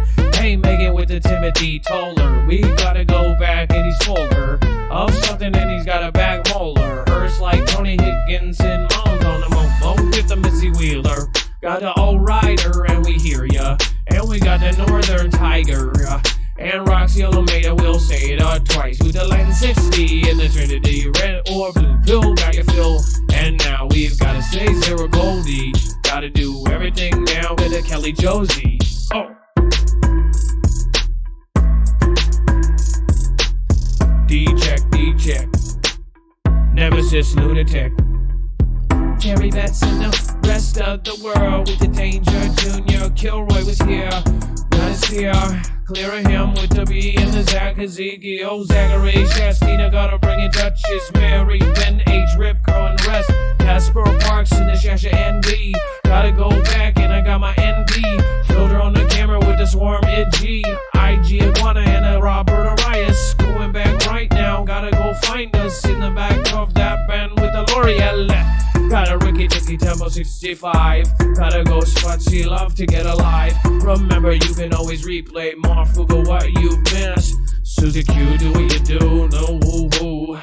Nickel, Allen, and the tornadoes easy. Going to sleep with the BB. Oh wait, that's OBOGB with the stiletto. Gotta get so far away.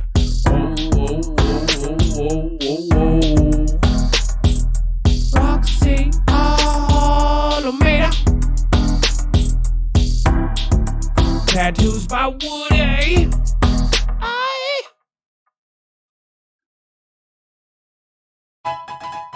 Naka night. You are so good. You guys have a great night.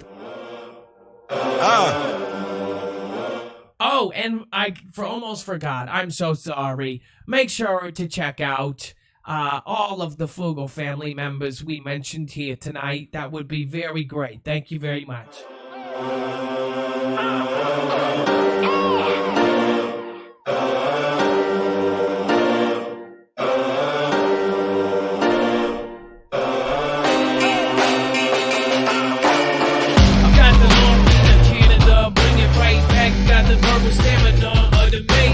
Dennis Smith show with the Roxy Alameda. Got my Canadian freak going on stand-day. With the comic gram, just a Fable-ly. I said it right just so you knew me. On the deep check, LOL, Adam. Oy vey, gotta get my toy made. Story 8, I'm about to destroy me. Foresight needs for me, this is the greatest. Fun part of the show, positive channel. Gotta say it's Wesley, the I-70 Manhattan, never fatter than the Trinity's name. And the Sherry Circle's always the same. My bird is my guard dog. And I tell you what, man, I would used to play paws, and I used to steal all them slammers and then the berry holes in Houston and Alabama. He used to sell weed in his mother's basement, but the Zambo kills it. Brings it right back with the Lisa and the Christina Lake. How I boil the shit, and you know it with the one God, Jesus, Mary, Satan, ranking, and I'm about to do it. Everybody now they go and share it in the Teresa Johnson, B. Cass, Shauna May, and Chastity the Grass, and Dennis Michael and the Mr. Fable Lee. He got it right, thank you, so we got a city hocket in my pocket, oh writer. Coming Smith, never miss, and I'm never writer. Never right it, always wrong, gotta go stronger. When I make a mistake, longer. In the face like I'm referee on tail. Tail growing out my head, but I can't feel it. Unneeded taught as on the sake. Yeah, I'm about to do it, even if I make a mistake. Off the top of the head, JoJo. I like me for me, like a song, yes I will. Play that song all the time, like 30 off. Forget your arguing, don't right. Go barefooted, Robert the Price. Gotta say it now or never, never tonight. Why I am mom. Gotta say, we've gotta be alright. We're gonna be alright.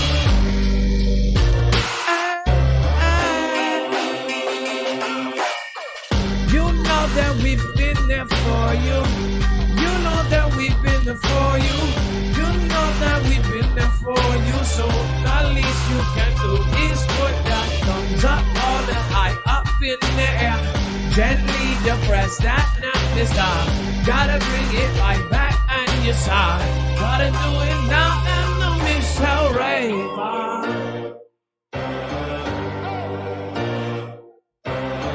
What's up, Random Lee 70? Couldn't do it without you. Lady Yolanda, Lisa, Tiffany Rice, and Mr. Fabo Lee. Saying it right this time. And I'll take my best guess. Write down in my address. In the twin knot, coming back and now we just. Now we get off. And I say thanks to Dex for helping me out all these times that I never rest. With the Jerry Betts. And the world so roken. Going on, now they smoking. With the Mr. Bim 0420. Oh man, thanks for coming.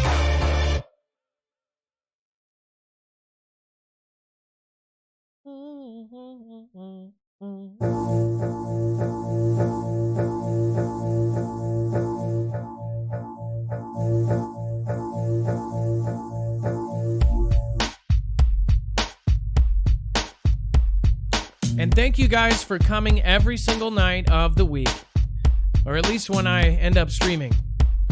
Thank you to all my mods, which are displayed kindly on the screen. Because they matter, you matter, and we all matter.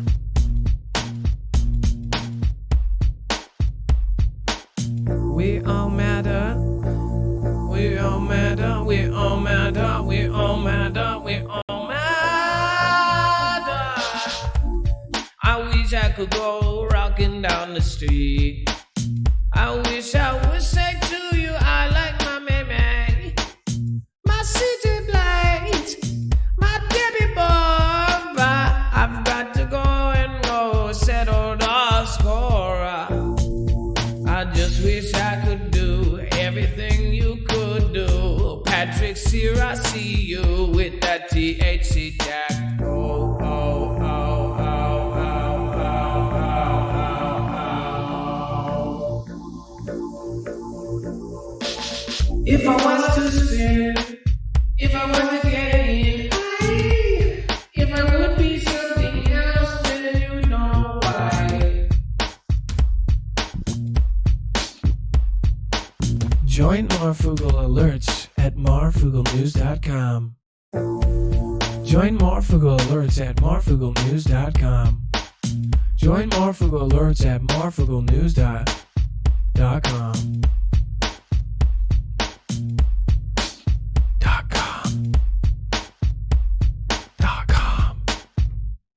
.com.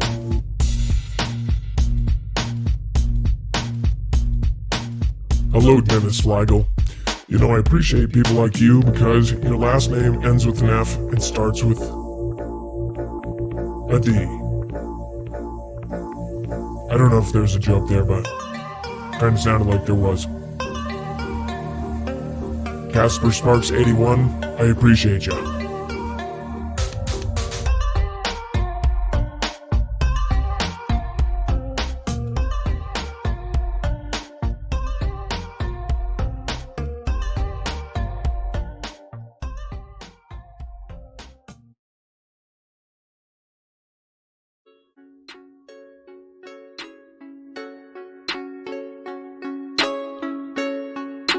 Ma'am, I only bust my moves, for I like for me.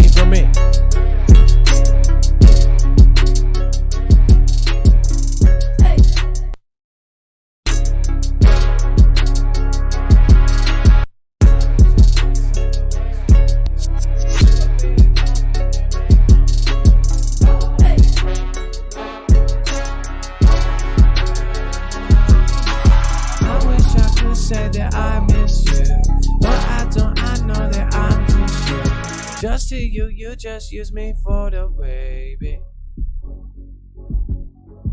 I wish I could say that I miss you. I wish I could say it, but I'm just tissue. You just use me so I can use you.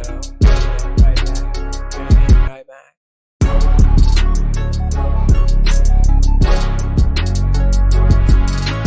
I wish I could say I miss you. I wish I could say I'm not tissue. You describe me to make me used. I wish I could say that I'm not using you. I wish I could say that I miss you. I just feel like I'm a piece of tissue.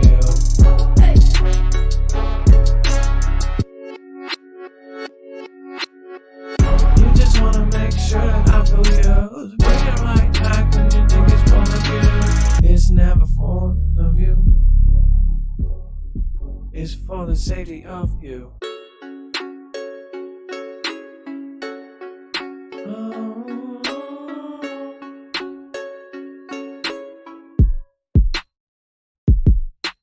Oh, the trolls in the world never be going right back, and they think they can block me. Never.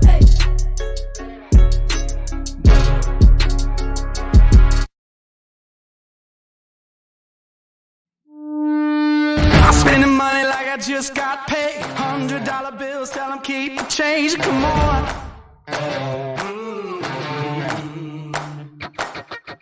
If Papa a bottle about to make it rain. Let me give you something now to celebrate. Come on. And if you're wondering why I move the way I do, I just feel so good, good, good. Oh, I just feel so good, good, good. Oh, I just feel so good, good, good. Oh, I just feel so good, good. Oh my God, it's Epstein.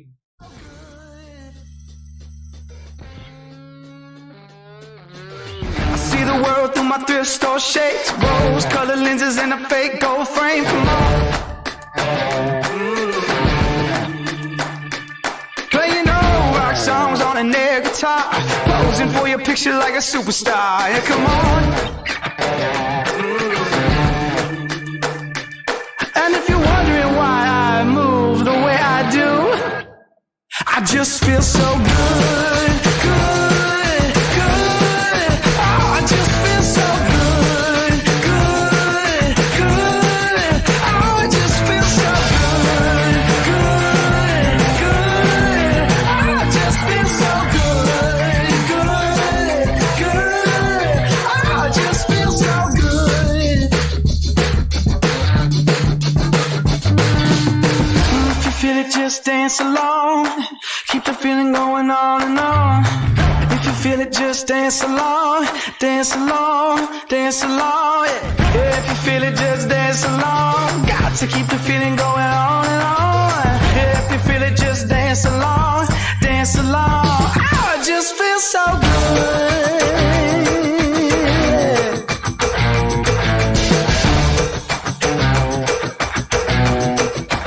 I just feel so good, good, good. Oh, I just feel so good, good, good. Oh, I just feel so good, good, good. Oh, I just feel so good, good, good. Oh, I just feel so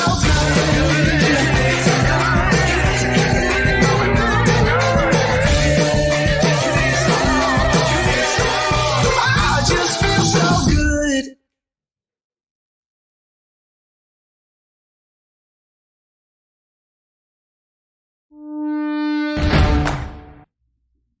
It's a time for the good night.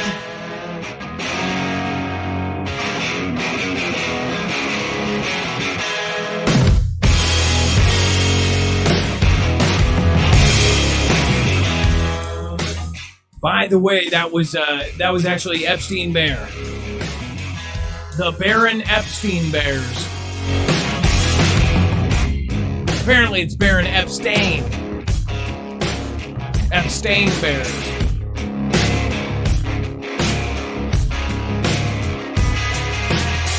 I wish I could go flying right by your side. The Epstein Bear's gonna go say goodnight. I've got my Alice dry. I've gotta go outside. Just as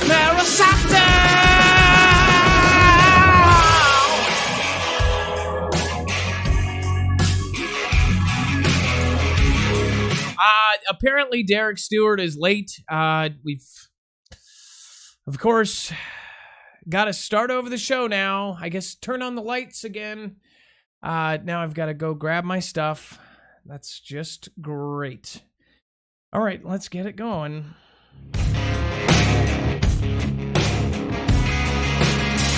Everybody stare at Derek there. If he wasn't late, then we wouldn't be saying your name. I just wish you would be on time.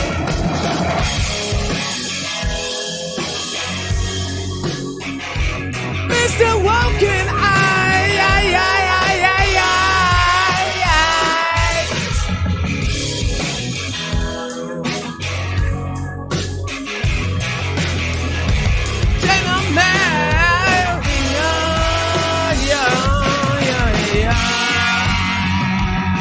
don't necessarily die.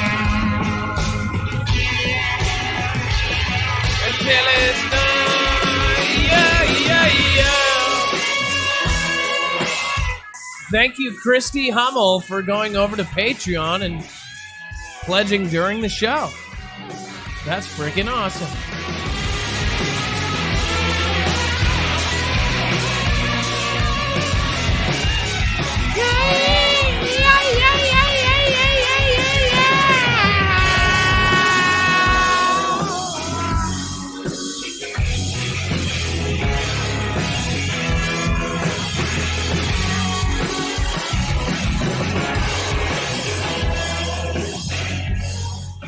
It's Wesley, the I-70 Mad Hatter. Thank you. That was a very sweet statement. And rest in peace to your father.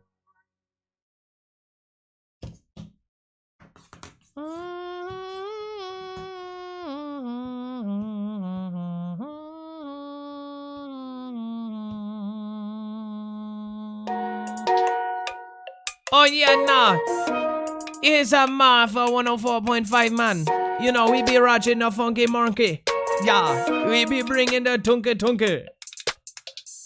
We got no Derek Stewart around here who did a late man. You know, they always on time. It's never late when you have a walking eyes, man. And we be playing baseball in the field with the field. You know what I'm saying?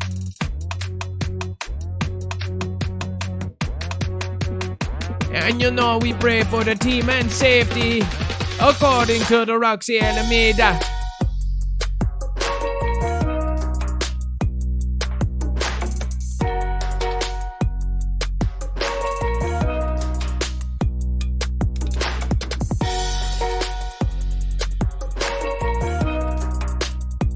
Mr. John Queen, oh, so sad, Yes, it's okay, though, man.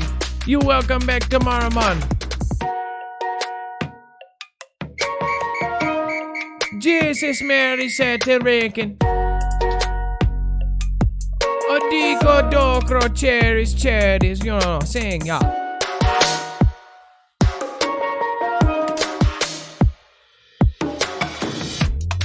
And just for your information, man, this channel is also voluntary. If you don't like it, man, you don't have to watch. That's the freedom of it, yeah. Because I like me for me. In fact, I love me for me.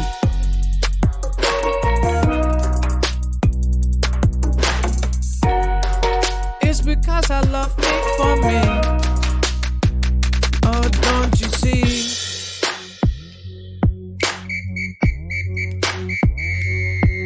What kind of show is this, man? There's news, there's weird intros, there's weird outros. What the hell are we watching, man? It's called It's Me, Adam, man. Being me, Adam, man. And that's all we can ask, man. You know what I'm saying? Ask, man, to be Adam. Because I be myself and it works, man.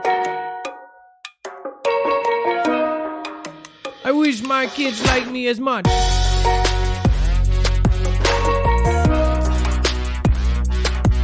When they hit 13, they are so rude, man. I just wish I could go away from me. What about? This is my screen name, Mr. Me, and I got to say.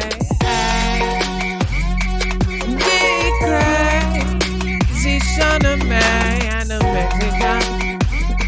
Oh, got to do what I can. Oh, man. You guys have a wonderful night, man. You know what to do now. Yeah. Oh, yeah. Time I feel it, the dolphin in the sea, rolling in the waves, floating with the breeze. Got my sunny shades on, play my favorite song. Thankful for the charm, life rocking in my phone. I am looking for a attention. I don't need the extra tension, cause I'm in the fourth dimension. Trapeze high in suspension. Now don't bother with the haters, cause they all be imitators. Real life manipulators. Get it back up, see you later. I like me for me. I'ma be what I'ma be. I like me for me. I am who I wanna be. Don't need no apologies, just peace and serenity. No to the jealousy, Wonder Woman identity. I like me for me. I like me for me.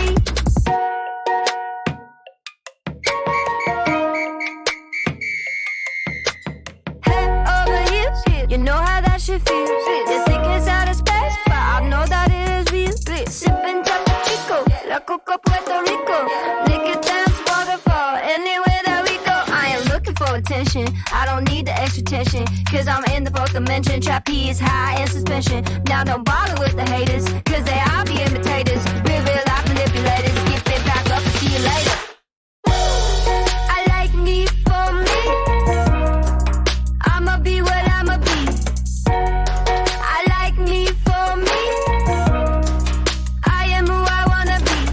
Don't need no apologies, just peace and serenity. No to the jealousy, Wonder Woman identity. I like me for me. I like me for me. Na na na na na na na na na na na na na na na na na na. Na na na na na na na na na. Gotta prove it to myself and nobody else. Gotta prove it to myself and nobody else. Gotta prove it to myself and nobody else. Gotta prove it to myself and nobody else. I like me for me. I'ma be what I'ma be. I like me for me. I am who I wanna be. I like me for me. I'ma be what I'ma be. I like me for me. I am who I wanna be. Don't need no apologies, just peace and serenity. No to the jealousy, Wonder Woman identity. I like me for me. I like me for me. Gotta prove it to myself. I like nobody else. Gotta prove it to myself. I like nobody else. Gotta prove it to myself. I like nobody else. Gotta prove it to myself. I like me for me. Have a good night, y'all. Be safe. Be prepared.